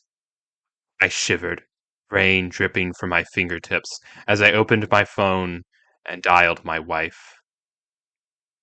An eerie silence ensued, where the dial tone rang out like the unnerving sound of a cardiogram flatlining. Fortunately for my sanity, the eerie ring was soon cut off. I can only imagine Aisling would not dare let her phone ring on for much longer, given the content of my last phone call with her nearly 2 hours ago. Over that small device, the sweet voice of my darling wife, my only solace in all the world, at last kissed my ear. How did everything go, dear? I could not hide the shakiness in my uneasy breath as I replied. Horribly. Now I'm unsettled and exhausted. Is there anything else you want to talk about? Well, you know that there was one body found, Nastia's. Yes? Is there anything more? I hesitated. Did I dare tell her the full extent of what they found under that black tarp? Well, when the police arrived, they searched the room. They found two other bodies. Aisling was struck silent. I could only continue. They can't identify the other two. I, I, I sighed, shakily. Her voice at last pierced the silence. Dear, it's okay if you want to wait until you get home. I think I might then. Just focus on getting home. I'm so sorry you had to go through this. I wish I could be right there with you. No, I understand. I'll see you at home, love. I'll see you then. I love you. The phone call was cut off. Her voice rang in my ear long after it cut off, repeating again and again those sweet, beautiful lines on which I found all my life's nourishment. Even as the low purr of the car engine and the rhythmic thump of the windshield wipers rang on, Aisling's sweet words of farewell resonated deep within my mind, imprinted into the wiring of my brain. As I drove off campus, I wondered time and time again how I would break the news to her of the other two bodies that authorities unveiled. Their apparent identity was so astounding that not even I could process the truth of the matter. How would I recount their features to my wife without her thinking me insane? Nastia's was not the only body found under that black tarp. Couldn't even think of what the authorities told me, without questioning, time and time again, whether it was they who were insane. The other two cold, white, dead bodies were also lying with their backs against that metal table and their wide eyes at the ceiling. But that is not even half of the astonishment.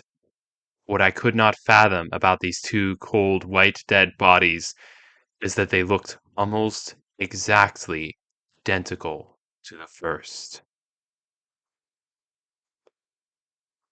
They all looked so much alike that I overheard several authorities aghast over the question of which one they would actually legally identify as the body of the deceased Mrs. Nastia Rose Suki. The only variation between them was that one of the three bodies was plagued by a plethora of grotesque congenital physical deformities. I can only imagine what horrific valley of uncanny it must have been for the poor mortician who has to be carting away two exact clones, with only one who looks almost exactly alike, barring a number of abnormal genetic conditions. I sighed. I can't remember exactly how I managed, if at all, to occupy my mind on anything besides the sight of those glassy white eyes staring out of a pasty white face. The fact that the hour was so dark, with not a shaft of moonlight to pierce the streaking rain clouds, did little to quell the storm of adrenaline that was throbbing through my veins. If the night hour yielded to me any advantage, it was at least the fact that my go-to classical station was now playing nocturnes. The harmonies of Chopin were my only remotely human companion as my car hummed down on a drizzly back road. The previous crackles of thunder were now but distant murmurs. The rain was lightening enough to where it was but a vapid veil of misty sprinkle. But that might have even made my journey worse, as the nighttime form of this familiar back road was illuminated in full grotesqueness by the imperfect light of my car's ceaseless high beams. I knew those back roads well, but there was only one other time I could remember driving through them at so late an hour. I can only imagine it was then that the deeper streams of my self-deprecation and self-loathing were starting to settle in.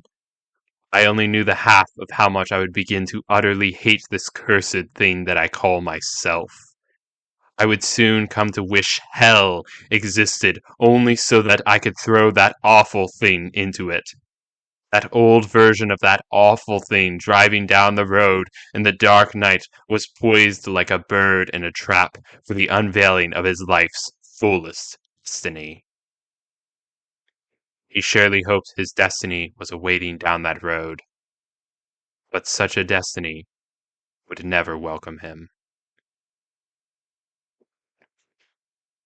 A pair of headlights, a minuscule pinprick of light, appeared in my rearview mirror.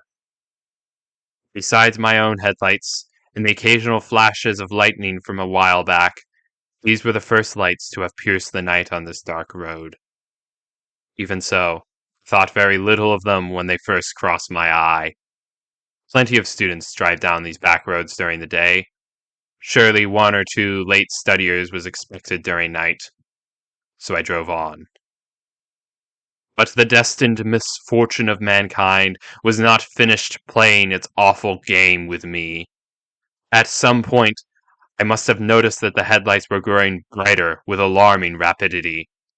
For soon there were bright, blinding beams in my rear-view mirror, glaring at me like the sun and demanding me to somehow drive while being closely tailgated by some speed-loving maniac. I feared that even tapping the brakes would send his bumper flying into the rear of my car. I sobbed out a curse under my breath. If this jerk had any idea of what I had been through, he would surely have taken another road, I thought. Little did I realize that it was precisely because he knew what I had been through that he was taking this road. My chest was beginning to twist at reaching such dizzying speed over a freshly wet tarmac in the night.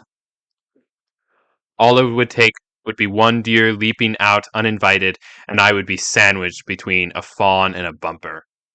I tried tapping my brakes, but the manic brights that burned into my eyes refused to dim. It was as if my grip on the situation was slipping rapidly, as if I was doomed to merely fly through a rainy, forested night with control only of my feeble hands on the steering wheel. I was at the mercy of the night. I was starting to consider pulling over or taking another turn. But all at that moment, I leapt at the sound of a roaring engine beginning to rear. I watched in horror as that pair of headlights, ignoring the double yellow line of the one-lane road, passed out of my rearview mirror to where he was driving straight in the other lane. This man was an absolute maniac. These were nothing remotely close to the conditions for passing. I slammed my horn, seeing no other way to vent the rage that was filling my veins. Headlights passed out of my mirror's sight, flooding light into my world from over my left shoulder. I slammed the horn once again, rage taking all control over wisdom. My passion had prodded the raw beast. All at once, I felt control of the road beneath my wheels fly out from under me. I watched, helpless to save myself in any way but to slam the brake as the road jerked away, sending me at the mercy of the mud-filled ditch and through the night-veiled limbs. By some saving grace of the grassy ditch's mercy, I was spared the full wrath of the trees. Somehow, the muddy grove beside the road had caught my right two wheels before the grotesque, clawing hemlocks and oaks could have the chance. My seatbelt dug into my shoulder as the whirring path of my helpless vehicle ground quickly to a halt. It was several minutes before my world had stopped spinning. I was clutching the wheel. My knuckles were white. Not a scratch marred their flawless surface. I shivered, releasing the wheel with a desperate sigh. It was all right. Everything was all right. I must have thanked the God that I didn't believe in. I can only imagine what shape the side of my car would be in once I arrived home. But, sure enough, the engine was still purring, the headlights were still blazing, and Chopin was still playing. The road was only just beside my grassy patch.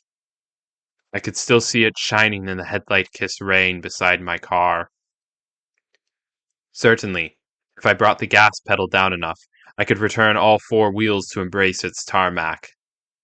The taillights of my manic pursuer will clearly be glaring from a little up the road, but I was unfortunate enough to convince myself that they would be far away by the time I returned to the road. I gently pressed the gas.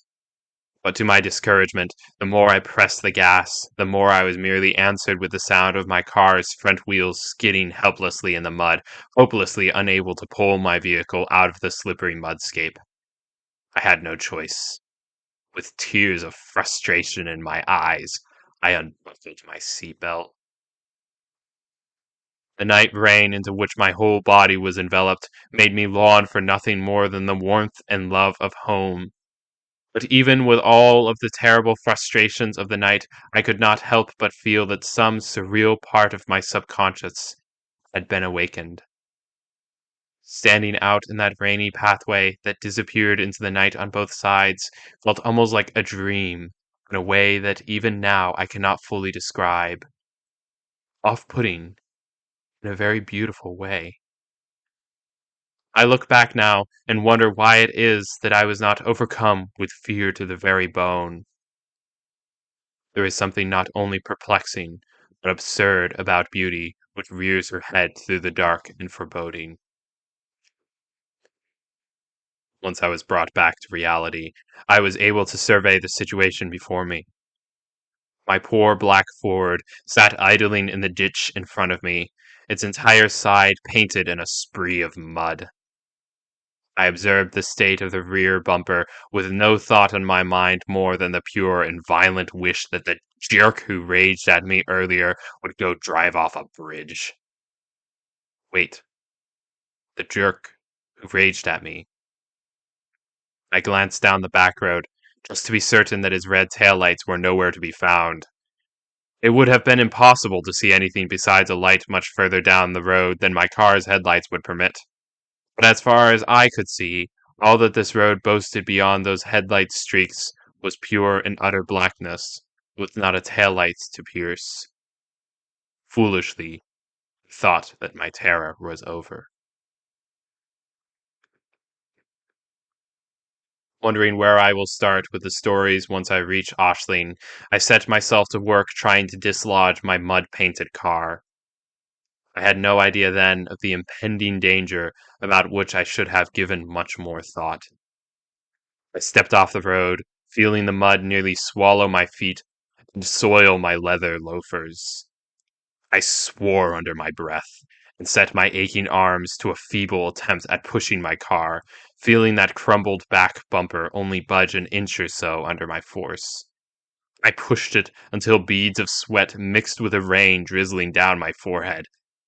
Desperate, I sputtered until my legs buckled and I had to catch myself on the bumper to keep from simply dropping face first into the mud. In misery, I leaned against the back of the car, exhaustion chaining my limbs down like a fetter. I laid my head desperately over the trunk, wheezing out coughs of exhaustion, my previous stream of self approbation mixing alongside my hate for that manic SUV driver into an awful concoction of contempt. I fumed that I might have that idiotic driver right in front of me, so that I might tell him just what I think of his driving. Up until that point, I had no idea that my fuming hope would soon be granted. All this changed when a viciously familiar voice sounded from right behind me. Dr. Dal. I leapt and wheeled about, thinking myself in some sort of dream, adrenaline mixing with exhaustion and my limbs to make me sick. Who? I saw him. There, his dark face lit violently in the blood-red taillights. I saw Professor Luke Tsuki. Not an expression crossed his brow. In his long black coat, he was but a shadow with a ghostly face and an unhuman voice. I was seconds away from screaming. His gloved hand was extended, holding out the shimmering point of an awful syringe of some kind. I was but a rat in the corner of a cage. I would have run, but all points of escape were cut off. And before I could even scream, a pair of black hands and cold metal point were on my neck, and all my memory was devoured by blackness.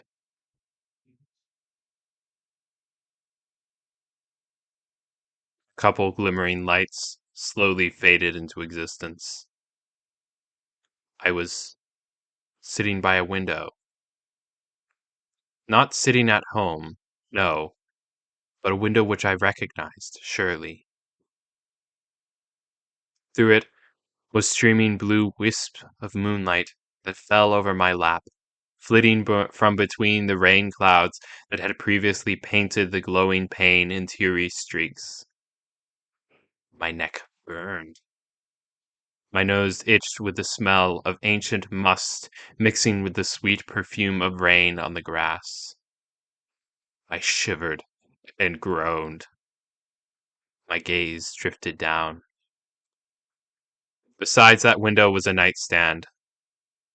On that nightstand, glistening in the candlelight, was the rustic copy of In Memoriam, Tennyson's melancholic bearded face gazing back at me. Besides the book glowed a glistening little candle, its light dancing peacefully in the silence. But why was this candle here, on this rustic little nightstand, somewhere that I so vaguely recognized, yet could not fully place? I was challenged to survey the room by what light was available to me. My search began innocently enough. I was sitting in a fair-sized, rickety old bedroom, most of which was hidden in the dancing shadows of this bed. I noticed I was sitting besides the bed, a rustic little full-size, with rustic floral ornaments that glistened gently in the solemnly playful candlelight. This innocent search of mine continued to observe that somebody was sleeping in the bed beneath its muted paisley covers. I searched up the length of the bed before me to rest my eyes on the head which imprinted a place in the one pillow. This is where my searches, every previous notion of innocence, met its death knell. There, in the suffocating yellow light of the candle, glistened the shining face of Nastia, her eyes closed peacefully for burial, and her skin made pasty white by death. I gasped, all the memories of the night returning to me in one awful moment of recollection. I realized what this room was. I was in the old cottage Aisling and I used to visit as Luke and Nastia's home. The old room was silent, unfazed by my terror. In the silence, I felt my stomach pricked by some sick sense of compassion for the poor young woman who filled the covers before me. 1,000 questions rushed into my mind with the violence of a flood until they settled in those regions of my mind, a vast black ocean untouched by a ripple of truth. What happened to poor Nastia to bring her here? Was this the same Nastia as the one I witnessed beneath those covers but hours ago? What level of insanity has the man I once called my friend delved to that he would keep his wife's dead body in the bed they once shared? The door across this room from me creaked loudly open. In its frame was a long black shadow, framed only by more shadows. That shadow boasted a dark face, from which two stern eyes glowed maliciously. I wanted to scream, wanted to shout out in defense of the poor woman whom I assumed he had murdered, but not a single word of the tirade would slip from my tongue. How could I be sure he had murdered this poor woman? How could I be sure he wouldn't murder me? With those questions, I was struck silent, burdened merely by the fear of what awful atrocities this stern-eyed monster would commit towards me. I remember what atrocity the creature committed towards me first. The creature smiled. That smile slipped slowly and methodically beneath his eyes, filling me with a horrific mix of familiarity, confusion, and disgust. Dr. Gabriel Dahl, my friend, so glad we can finally see each other. How long has it been? Words could not pass my tongue. Did he just call me his friend? What sort of friend would do such a thing? I tried to stand, but the screaming pain in my arms and legs rendered so rash an action impossible. Luke, Luke, Suki, what are you? Are you insane? That would be an odd question to ask an insane man, my friend, as he would only proceed to inform you that he is most certainly not insane. You would have very little possibility of determining anything. But, oddness of the question aside, I will have you know that I am insane only so far as any man can be insane with the power and grandiosity that is science. My friend, I tell you now that I have robbed heaven blind. Nobody since Prometheus has achieved for mankind what I now have. But, unlike Prometheus, I was not even a Titan.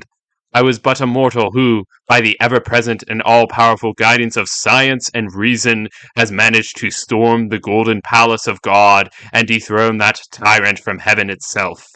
God has fallen from heaven, and I now have made myself God. You are not talking to a madman, you are talking to God. Silence gripped my lips. This, this could have been the Luke Suki I knew 10 years ago was the only thing of which I was certain. He had even spoken occasionally with some hyperbolic grandiosity about science before, but this was no mere level of poetic license. Stop that nonsense, Luke. Speak to me plain. What are you doing? Can't you see? He gestured to the dead woman between the covers of his bed, her eyes closed in peaceful unawareness of the tempest brewing around her. Luke, it's Nastia! I cannot describe my utter loathing of my former student and colleague whom I once greatly admired when, to this, he threw his head back and cackled. Astute observation, my friend. Experimental error has no choice of spiting your astuteness to observe. Luke, stop playing games. Tell me, why is Nastia in your bed? The answer is simple. She is my wife. It was as if I was talking to a child who saw dead and sleeping as one and the same. But, Luke, she's dead. To this, he threw his head back once again and cackled a horrific cackle which made my skin crawl and my stomach twist in an overwhelming fury of violent disgust. His cackling spree carried on filling the tiny cottage bedroom with its horrific screeching notes. The smile on his face only grew sharper and more horrible. I wanted to bring a fist to the man's face. Surely he could not be in his right mind. His cackles slowly faded away like the fading gunshots heard on the field of a dying battle. A moment of pure silence proceeded, in which I was held captive under the piercing beams of those sardonically joyful eyes. A murmur of distant thunder served as the prelude to his words. Dead, you say, my friend? You are holding on to the ancient metaphysical categories of our barbaric pagan and Christian predecessors. But I am about to be witness to you of a new gospel, one that is not reliant on some distant notion of an unfulfilled faith and a resurrection which, at best, remains far off and unconfirmed, but one which is near at hand, one which will allow us wretched human creatures to feast of the fruit and be not simply like God Himself, but become God Himself. And you are about to become the very first witness of this gospel of life. Prepare yourself to witness the full, glorious fruits of all my lifelong labor, which you so admirably, diligently helped cultivate in me. You ask me to speak clearly. I will now demonstrate everything to you with perfect clarity. That was my intention from the start. I hope you are honored to know that, since nearing this grand final stage in my decade-long development, I have had the intention to return to Pennsylvania and show you, yes, you, all of the fruits of my labors. It is the least I can do for someone so personally influential to me. My response seemed to spit itself from my lips. It would have been easier for you to just come and knock on my door or something. Oh, well, yes, of course. But I've long feared ever revealing my endeavors to the outside world before their completion. If word got out of what was going on in that little lab of mine, in which I'd been slaving day and night, I'm sure my experiments would be barred by the notoriously hazardous ethical standards. Of course, just recently, I was forced to leave my lab with everything that I could take, as I knew that the science department would soon be getting rather nosy, and my experiments were close enough to complete that I need not fear leave of sights to scare in my wake. As if leaving 3 dead women in your laboratory was a slight scare. Suki, what are you saying? Those ethical concerns are there for a reason. But the reason will soon be null, as I'm about to show you, my friend. Observe. With that, Suki pulled out from the shadowy folds of his coat a small box. From that box, the sound of striking matches rang out for a moment or two before a lit flame appeared before his fingertips. With his vacant hand, he reached down to the nightstand on the other side of the bed, a side which had previously been obstructed to the shadows, and pulled out a candle, similar to the one by which I saw the white glow of Nastia's face. A flicker of flame lit up before the tip of this candle, revealing the other side of the bed in dazzling light. In that horrid, primeval mix of helpless terror and dumbfounded confusion that is so ingrained in the human mind, I beheld a vast array of pipes, wires, and vats that had been previously just hidden in what space lurked behind the shadows of the room's other side. I cannot begin to describe how startling it is to behold something so terrifying and unhuman as such a megalith network of scientific enginery crammed into the shadows beside a deceased lady's bed in an old cottage. Suki glanced constantly between me and the hideous network, some awful glee written on his face as if he expected me to applaud. Suki, what is this? I am glad you asked. From somewhere in the shadows, Suki's gloved hand produced a sleek gray HP laptop. He placed the tiny device on the bed in which the dead woman lay. With the methodic slowness of his free hand, he opened the small device, the computer's glow shining evilly off the bottom of his face. Suki, stop playing games! He grinned. Dr. Dahl, my friend, tell me, what is it that has been the greatest plague to all of mankind, that, throughout all our history, has never ceased to be the greatest rival of our ancestors unto this day. Where are you going with this, Suki? You know it even if you don't want to say it. Tell me, what is it? I don't. Evil, that's it. There's your answer. Now tell me what you have done. Evil. Hmm. You are on the right track. But no, you are ultimately incorrect. Evil is but a conception of circumstance, my friend. A mere alteration of DNA is enough to change a man from evil to good. You know that, even if you're too sentimental to say it. Nonsense, Suki. Nonsense. Tell me, what are we humans if not a mere conglomeration of chemical reactions within a brain that happens to be connected to a body? Suki, tell me what you have done. Well, since you are quite unable to give the right answer, I will tell you. It is death.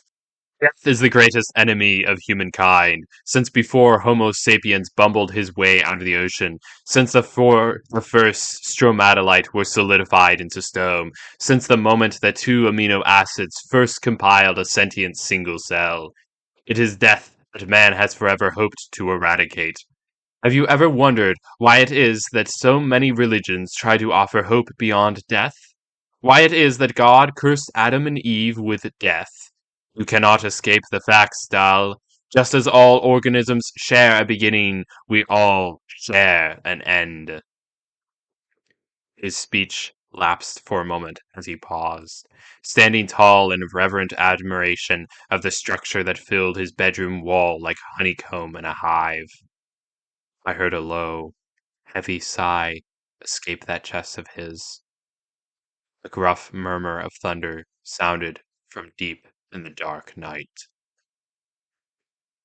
Now the creature's gaze drifted down, his eyes held solemnly at the smooth, pasty face of the woman within the bed, her chest and eyes as unaffected by our presence as the silent air of the cabin.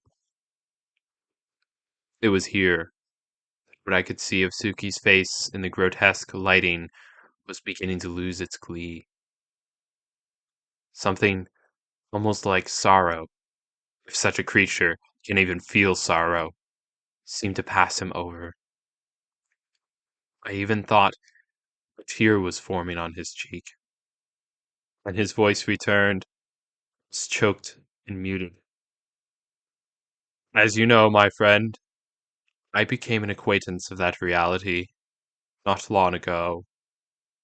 Nastia, my darling, don't fear. My friend, Dr. Dahl, you know just how dear she was to me. My entire life revolved around her. I think only you can understand how it must feel to have someone dear to you, so dear that to you that every stream of your life pours out from her, and that you feel you cannot survive another day without the beautiful embrace of her voice. Imagine that, my friend, and then imagine it all being torn from you by the whims of some young yet uncured plague that comes on with such merciless violence to devour anything that once glowed with the innocence and beauty of girlhood. After she passed, I gave myself to the same reassurance, time and time again, like a melody that never stops. I assured myself that this is the way it's supposed to be. Death was a natural part of life, so they say. And then it dawned on me. Here his gaze traveled up to meet mine, depth of urgency and not a drop of pleasure written in his eyes. Dr. Dahl, what if it is not? What if death can be undone? What if this is not the way it is supposed to be? Imagine the world we could create. Dr. Dahl, science has progressed us so far at the hands of great intellects of the past. What if death is nothing more than the last greatest leap for our age's next greatest intellects? Suki, it's impossible. Impossible? I find your words frankly insulting. Have you known me for so long without believing me to be an honest man? I must admit, his words held something which I almost found alluring. I'm ashamed even to describe it. But perhaps it is because I had not been entreated to the full lurid details of his plan. But a small part of me almost wanted to believe him. But, Suki, how? At this, Dr. Suki began a slow cycle of pacing, his footsteps tapping menacingly on the rickety floorboards. He monologued with his back turned to me, a grim formality carried with his every word. Dr. Dow, what is life? Truly, answer me, what is the consciousness? That question is beyond me. Surely you can't expect me to be able to answer something which has perplexed philosophers for ages. That is just your problem, Dr. Dal. It is just the problem of every human thinker who has ever preceded you. None of you are ever able to answer what the consciousness is because you are not willing. The question to ask is not why we cannot know what the consciousness is. The question to ask is why we do not want to know what it is. What on earth do you mean? Dr. Dal, this is the hard truth about the human self. All that you are, all that you would consider inherent to yourself, all your personality, all your experiences, all your memories, all your emotions, all your decisions, all that you have ever been, loved, or cared for. What are they really to you? I mean this seriously. I do not mean to ask what sentimental value they hold to you. I mean to ask what part of them actually makes up who you are. I haven't the slightest clue what you mean. I could tell a note of impatience was beginning to touch his voice. I mean that you are not what you think you are. None of us are. If I were to ask you what it is that makes you you, surely you would reply with all your life story, giving me a lengthy recount of everything that has ever happened to you and why all those things contributed to who you are now. Surely you would tell me that your job, or your darling Ashling, are what makes you Gabriel Dal. Are they not? No, not in the slightest. Are you blind, my friend? Every last piece of who we think we are is changeable. One day, long ago, I was Luke Suki, the man who was madly in love with his darling Nastia, and who he felt he could live the rest of his life by her side, who felt that no frustration would ever be too great so long as she is still alive. A heavy sigh heaved from his shadowy figure. All of that has changed. Time reworks things that we never think it could rework. Who do you think you would be after thousands of years of life? It is the curse of human instinct that ourselves are made up entirely of our inclinations, our likes and our dislikes, our emotions, our passions, fears, and our memories. But all of these things are subject to change. The only thing that remains constant is our conscience. And that is all conscience is. It is the one thing, curious accident of chemicals deep within our brain, which stays the same so long as we are alive. But all of that can be changed. If it is true that all that we are is nothing more than the mere whims of personal characteristics, if it is true that the conscience is not anything more to the human self than its foundation, then it is true that perhaps, maybe, if only perhaps, all the personal characteristics could be remade over the foundation which they were once lost. Speak clearly, Suki. I cannot understand a word you're saying. The teacher wheeled about, an insane rage in those eyes shot at me. You want me to speak clearly? Very well, I will lay it out obviously. There is no such thing as Gabriel Dahl. There is no such thing as Luke Suki. There is no such thing as Ashling Dahl or Nastya Suki or anyone else who ever lived for that matter. They are all figments of our imaginations. All of these are titles which we invent to describe a conglomeration. Humans are hopelessly nostalgic creatures, after all. If there is one thing we are good at, it is giving arbitrary titles to an unrelated accident of natural formation. You're saying, no, it's not possible. You're wrong. There is a such thing. Oh, I am wrong, am I? What is that monstrosity that you call you, or me, or anyone for that matter, but an accident of chemicals? If you cannot answer me that, then I see no reason why you should say I am wrong. With this, my retaliation was struck silent. I was alone for a hellish moment, with those two glaring eyes darted in my direction. At last, a low, dark voice returned from the folds of that shadowy figure, emanating with the bitter melancholy of truth acceptance. You understand at last. Suki, don't. But if your idea is so grand, why were three dead women found at your laboratory?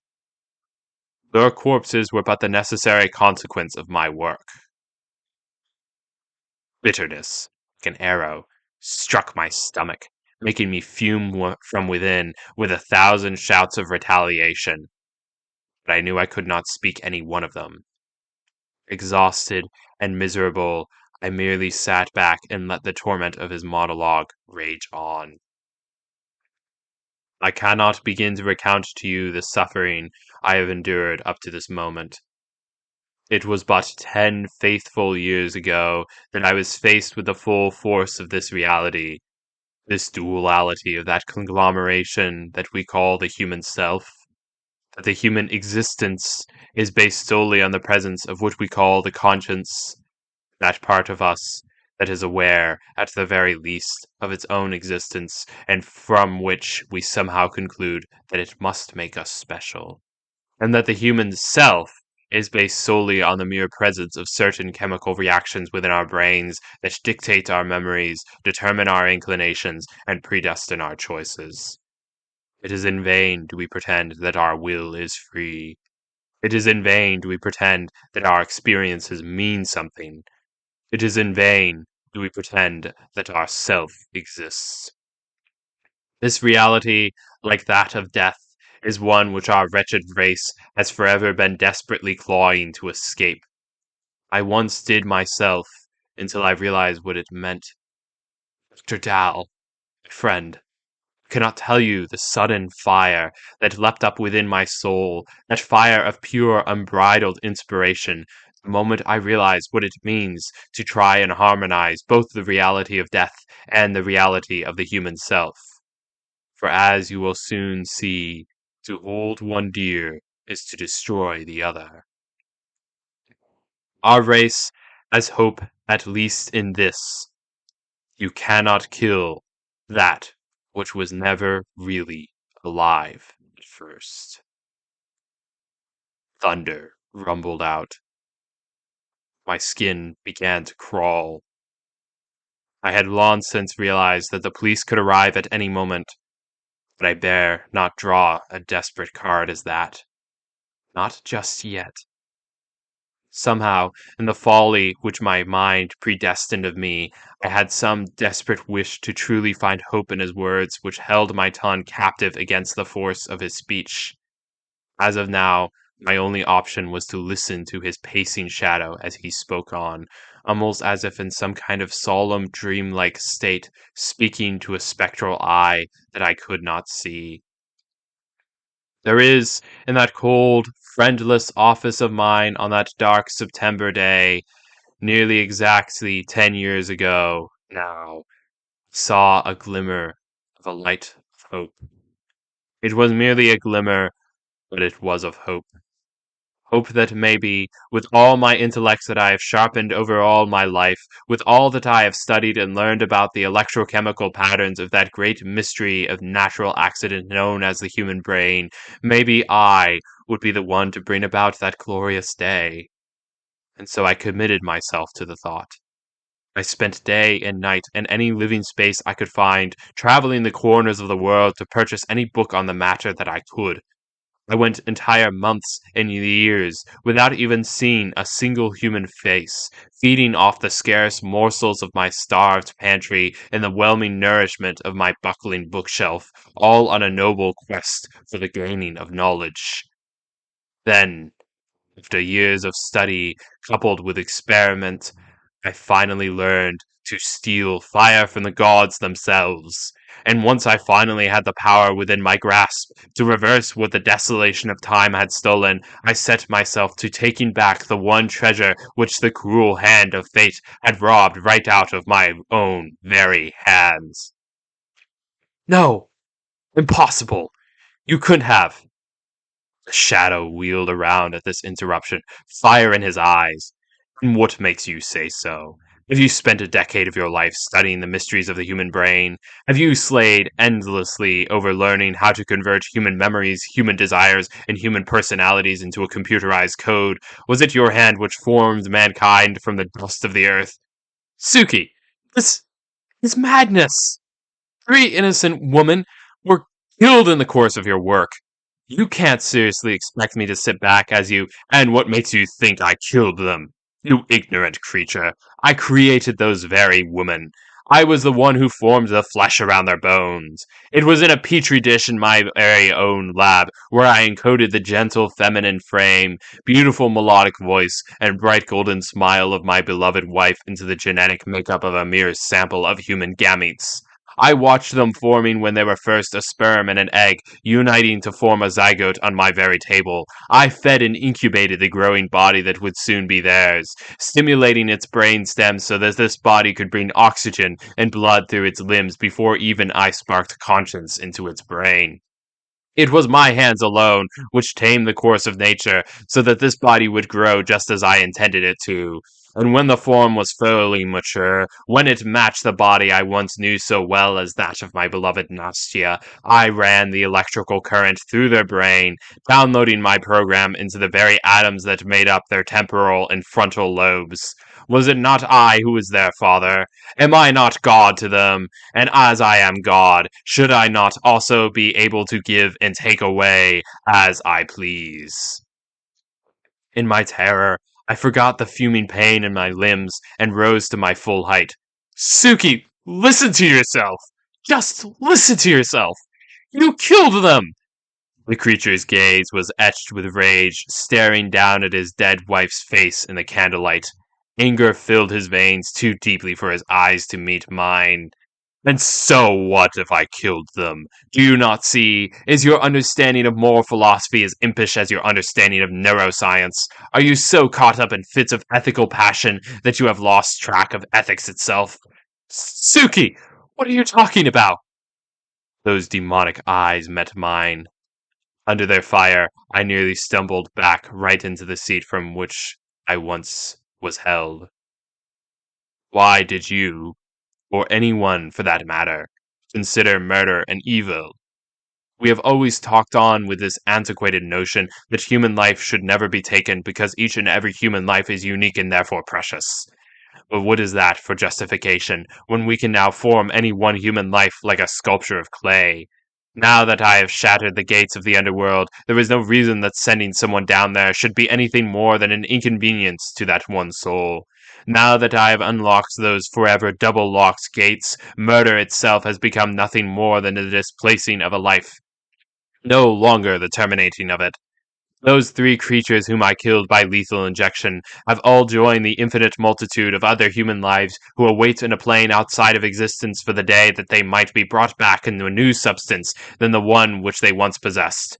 Theologians once said that God has the right to take human life whenever he wants. Why should I not have that very right now that I am God? I tried to muster strength behind my voice, but it crumbled beneath the force. I could only stammer for a dreadful moment, caught like a fly in the intricate web of his philosophy. The only words I can bring out were shaky and helpless. But what could possibly cause you to do that? A terrible change came over Suki. Even though I saw his powerful limbs shaking with rage and his ferocious eyes flaming with spite, my questions seemed to have hit him in his weakest point. Like the easing of a downpour in a thunderstorm, the fiery outburst seemed for a moment to be passing away. A large sigh heaved itself through his chest as his face turned back into the shadows, bent on seeing only the white visage of his wife, and ashamed of being seen by any other eyes. I killed those creatures because they were failed iterations. The first was a grotesque result of my failing to grasp the complexities of the human genome. The grotesque deformities rendered that body a useless vassal for the soul of my darling. The second two, I could not live with them alive. At first I feared what Nastia may think of my experiments. I feared she might condemn me for those arrogant traits which she constantly condemned when we were married, and her confusing my spirit of triumph for one of pride. At first, when I brought Nastia to life, I had hoped to make her perfect. I hoped to reprogram her personality so that she would be enamored by me and everything that I ever touched. I hoped to make her love me with all her heart like she had never loved me before. Thought this would make us happier than ever. How wrong was I? It was a nightmare, Gabriel, a nightmare. That creature was not my wife. She never was. No matter what I did, she was still that same smiling, plastic, idealistic toy that presented itself as a pathetic attempt at filling the void in my heart. She was as disfigured as her sister. I know now that the only way I could have Nastia back is if I have every part of her back. I wondered if he would ever speak again. In the solemn flicker of the candlelight, his eyes were set only on the white face of his wife. She lay between those covers like the moon in the sky, peacefully unaware of the horrors that were unfolding right within the sight of its beautiful, glowing, pearly face. I wanted to speak a word of some kind of comfort, but comfort was beyond my ability for a creature so estranged and depraved as that murderous shadow standing in front of me. At last, however, figure cloaked in black returned to animation, a new fire filling his veins in its terrifying power. Prepare yourself, my friend. You have heard from my own lips the suffering that I have borne. Now you have the opportunity to see with your own eyes the triumph that I have earned. Wait, Suki, you can't be serious. Damn it all, doll. You are the worst spectator on earth. Have I brought you all this far because I enjoy listening to you babble on about my lack of seriousness? Watch and see, you fool. I will bring back what once was mine. Then you will see how serious I am.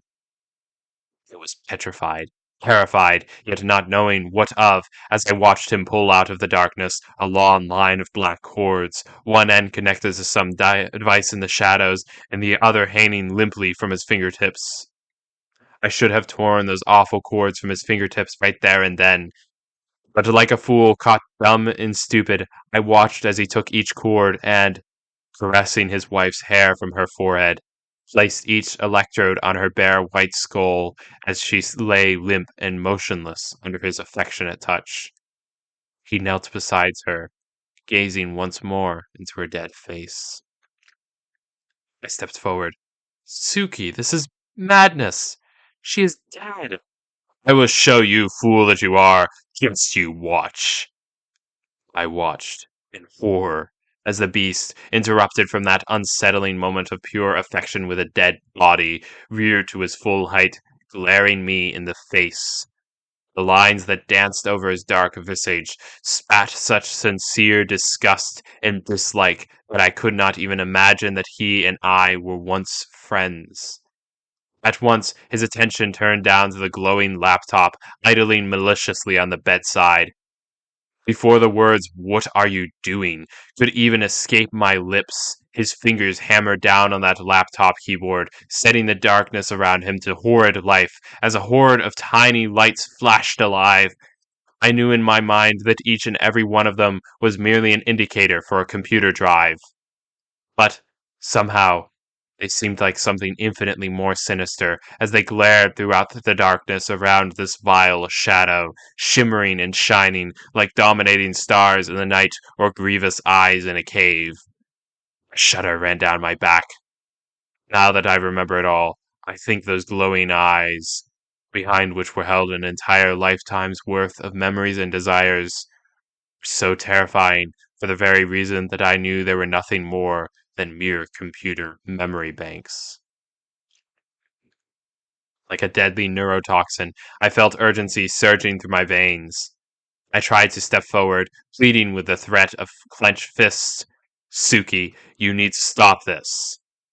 Suki, who was rushing between the monitor and the bed and the dials on the nightstand, was forced to look up with each retaliation, his eyes flaring with the light of the monitor behind him. Peterman's child! If you even knew the extent of my achievement, you would be bowing before me. The sound of the computer fans whirring to life began to fill the tiny black room.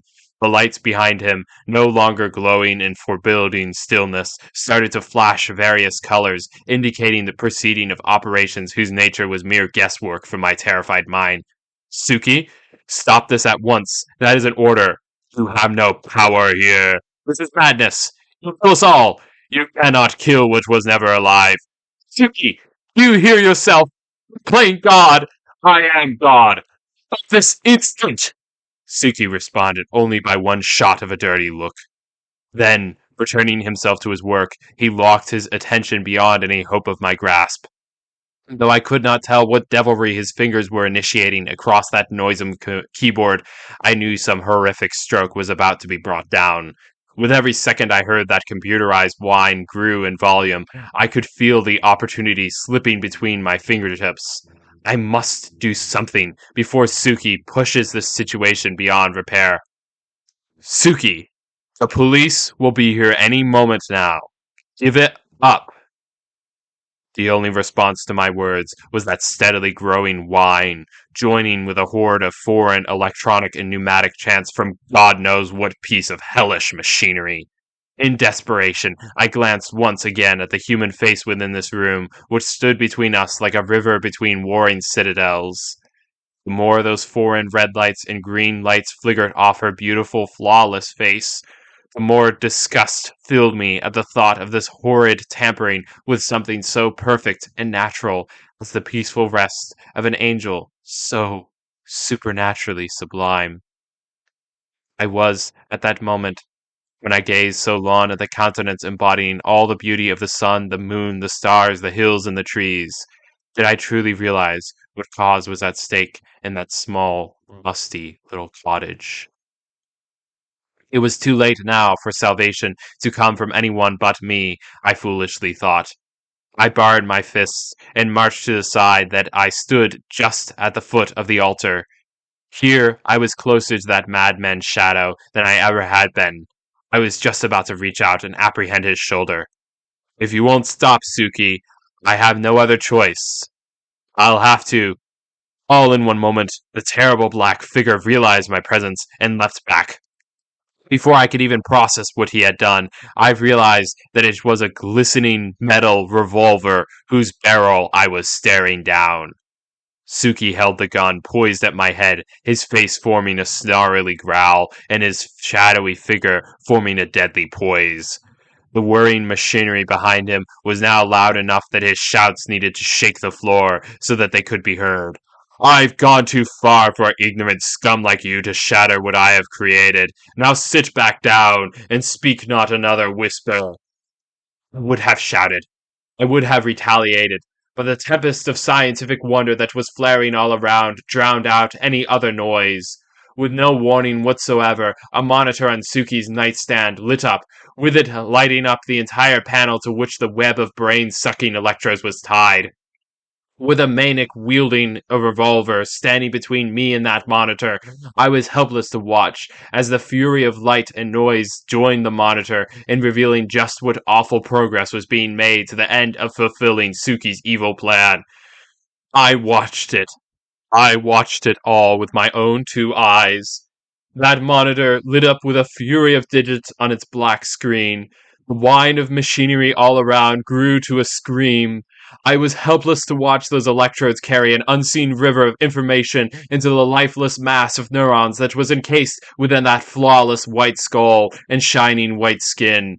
I watched with helpless terror as the curse of life surged its way through her veins. I stumbled back. The world began to spin. I nearly vomited. Oh God! Oh God! Oh God, no! Oh God, no! God, save us! Suki shot a glare in my direction, a glare I will never forget. Such triumphant hatred and spiteful glee written on that scowling grin. Ah! Can't you see? No God is here to save you now. Our only hope is to make ourselves God and save our own souls. And with those words of pure, unrelenting villainy, the flashing tempest turned suddenly off, and the mechanical screams cut suddenly dead.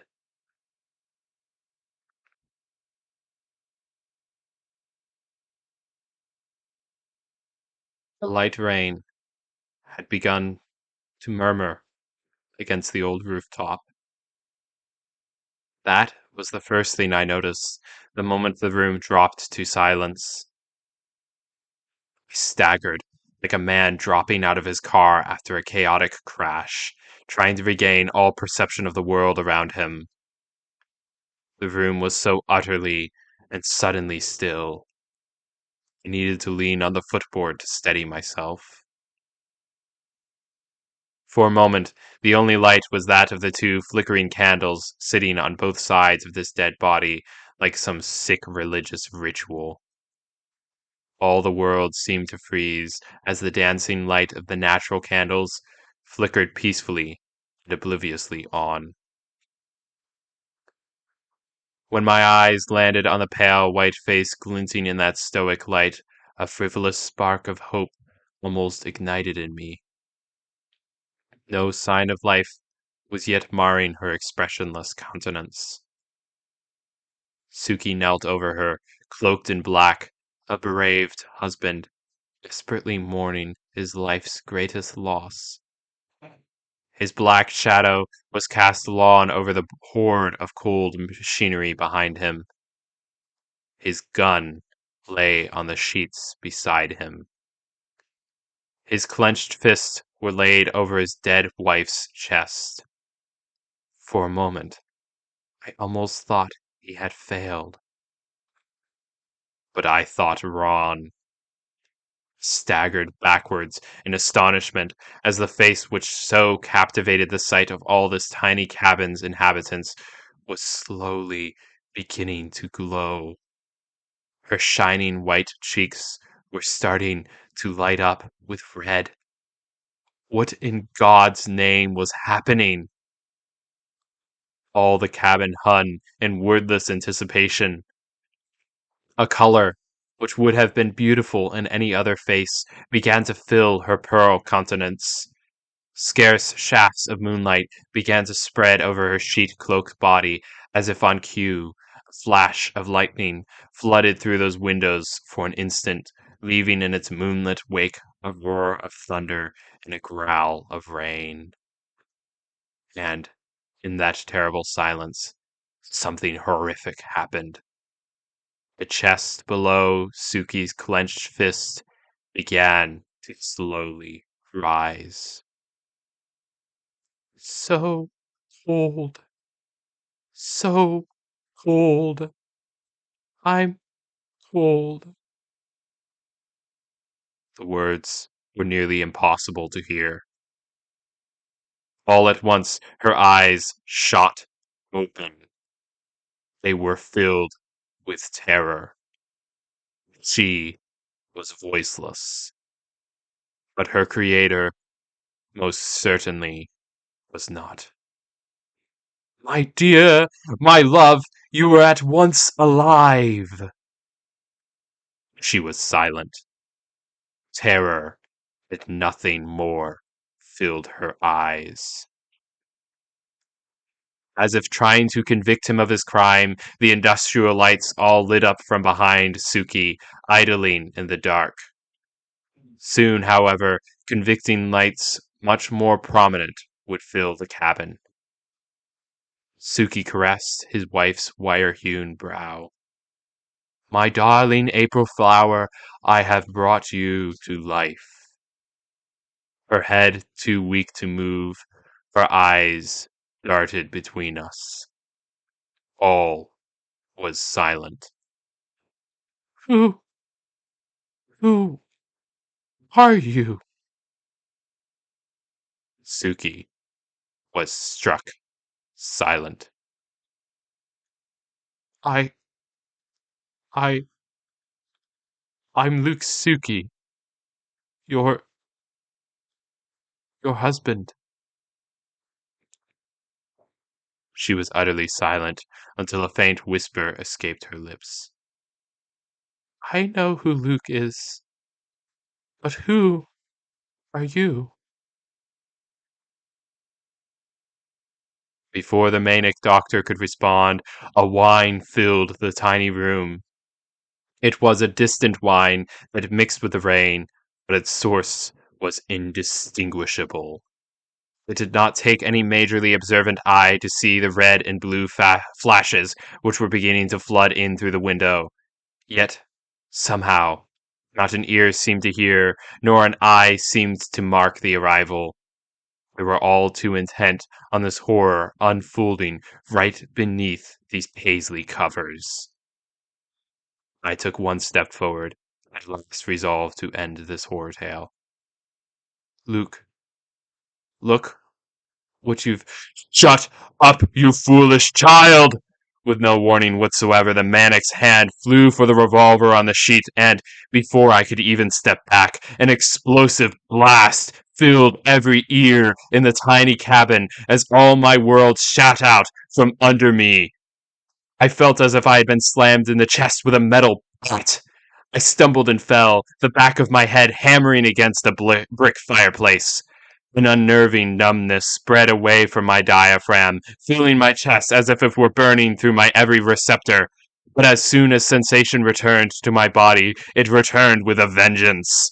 A furious, screaming pain stabbed me in the chest as soon as I tried to breathe, and I realized that even gasping for breath was the most excruciating thing I had ever done. In the terror of the moment, all sensations began to spin around me. I looked down to see a small splatter of blood spilling all down the front of me, and my first thought was a gut wrenching fear that Ashling would have to find me like this.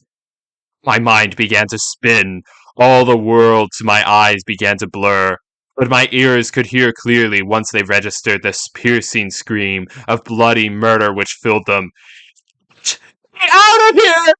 Over the growing whine of the police sirens, I heard my killer's voice, choked by desperation. My April flower! You know me! I'm your love! Take my hand! Get your hands off of me! Darling, don't you see who I am? Don't you see? I'm your Luke. You're not my Luke. I don't know what you did with him, but you are not him. Voices were shouting downstairs. But, my love, I, I brought you back to life. Kill me once more. Shoot me as you did him. Bashings rang out downstairs. But if you do not love me, I have no point in life. What monster are you to think I could love you? Give me back my Luke. A horde of steps were hammering up the stairs. If you will not love me, then I'll die. Shouts rang out from the other side of the wall. My dear April flower, do you love me? Tell me now before I take my life. The shouts would not silence. My darling Nashtia, speak to me. Speak.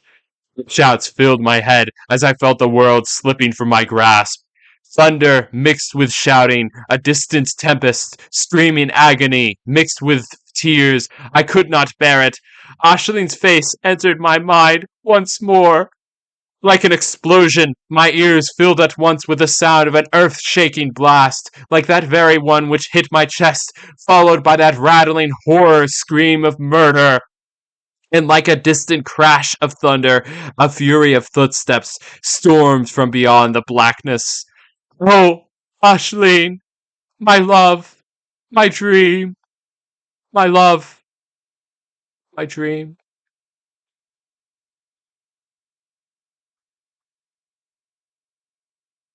Police report. Case number. Date 9/25 2022. Reporting Officer Seth Wilson. Prepared by Eleanor Clough. Details of event. On the night of September 25th, at 6:03 p.m., police at University Park, PA, responded to a report of 3 deceased women found in room 612 of the Mueller Laboratory building on the Penn State University campus. The reporter was one Dr. Gabriel Dahl, husband of Ashleen Dahl. Records confirmed that room 612 to have been previously occupied by one Dr. Luke Suki, former faculty and co-worker of Dr. Dahl at Penn State. The 3 deceased women were each found lying face up on a metal table, covered simply by a blanket. CSIs suggest that they were collectively deceased for no longer than 48 hours. The women have yet to be identified. See later in report for full physical description and image. Each woman was found with an equivalently lethal dose of potassium chloride injected intravenously through the left arm. This lethal dose had been confirmed as the cause of death. No signs of struggle were found. Upon being interviewed, Dr. Dow was allowed to leave for home at 9:58 p.m. He was last seen heading west on W College Drive. Upon investigation, police determined that the previous home of Dr. Suki was. At 11:12 p.m., 3 cruisers and a K-9 unit were sent to the location. They arrived at 11:48 p.m. Upon arrival, police surrounded the building, determining from shouting heard in the upper floor that it was inhabited. Upon determining that the ground floor was clear, police searched up the stairs to the room from which the shouting was being heard. Police threatened to storm the room and received no acknowledgement from the room's inhabitants. Upon hearing a gunshot, officers were forced to search the room and received no resistance from any inhabitants. There they found 2 men dead. One, part Asian male standing 6'1", was identified as Dr. Luke Suki. Dr. Suki was found in possession of a Colt Python with 4 shots in its chamber. Suki was dead, laying over the covers of the bed in the center of the room. The other deceased man, a white male standing at 5'11", was identified as Dr. Gabriel Dahl. Dahl was found lying at a mantel. Both are confirmed to have died moments before police arrived. Based on ballistic reports and blood patterns, it is clear that Suki shot Dahl in the upper abdominal region, a bullet that ran through the diaphragm, causing him to die of blood loss before Suki turned the gun on himself, shooting himself in the heart and killing himself instantly. The cause of Suki's suicide has yet to be entirely determined. Suki is suspected with the murder of all 3 women as well as Dr. Gabriel Dahl. See Suspect section in report. As well, police found one witness of all crimes who may offer valuable evidence regarding the course of events. The witness is a white female, standing at 5'1". She was found in the bed in the center of the room, connected by a series of what appears to be electrodes to an unidentified computer device. The reason for this remains unclear. The woman remains unidentified, but claims the identity of Dr. Suki's late wife, who died on this date in the year of 2012. As her claims are absurd, she has been brought to physicians for questions so as to ascertain her mental state. As she was found in a state of extreme emotional trauma, the possibility of her ultimately offering a secure testimony is slim.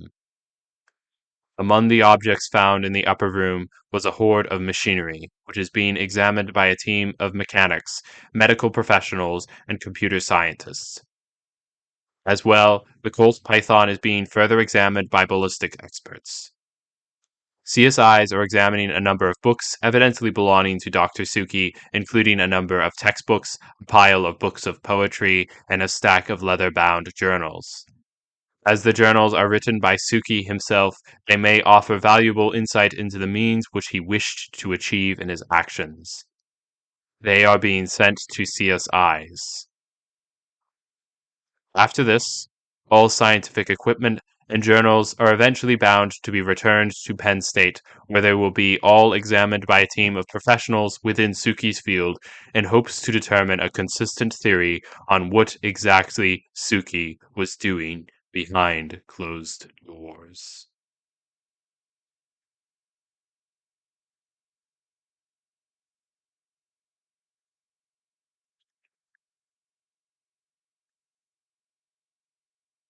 That is the end of The Essence of the Mind, written and read by me, Joshua Todd Basener.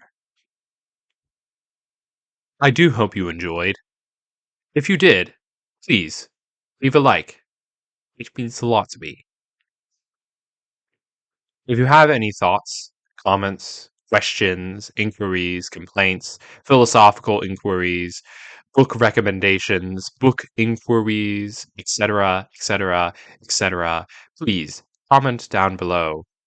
I do love hearing from people. If, in fact, the sound of my voice or the sound of my piano playing happens to be so enchanting to you, I do ask that you would subscribe. I know pretty much every YouTuber happens to ask that these days, but it does mean a lot to me, and it does help the channel. But regardless of whatever you decide to do with the next 2 minutes of your life spent on YouTube, I do ask that you go away having a most wonderful day, being refreshed and renewed to whatever purposes you are set to. Best of wishes, my friends.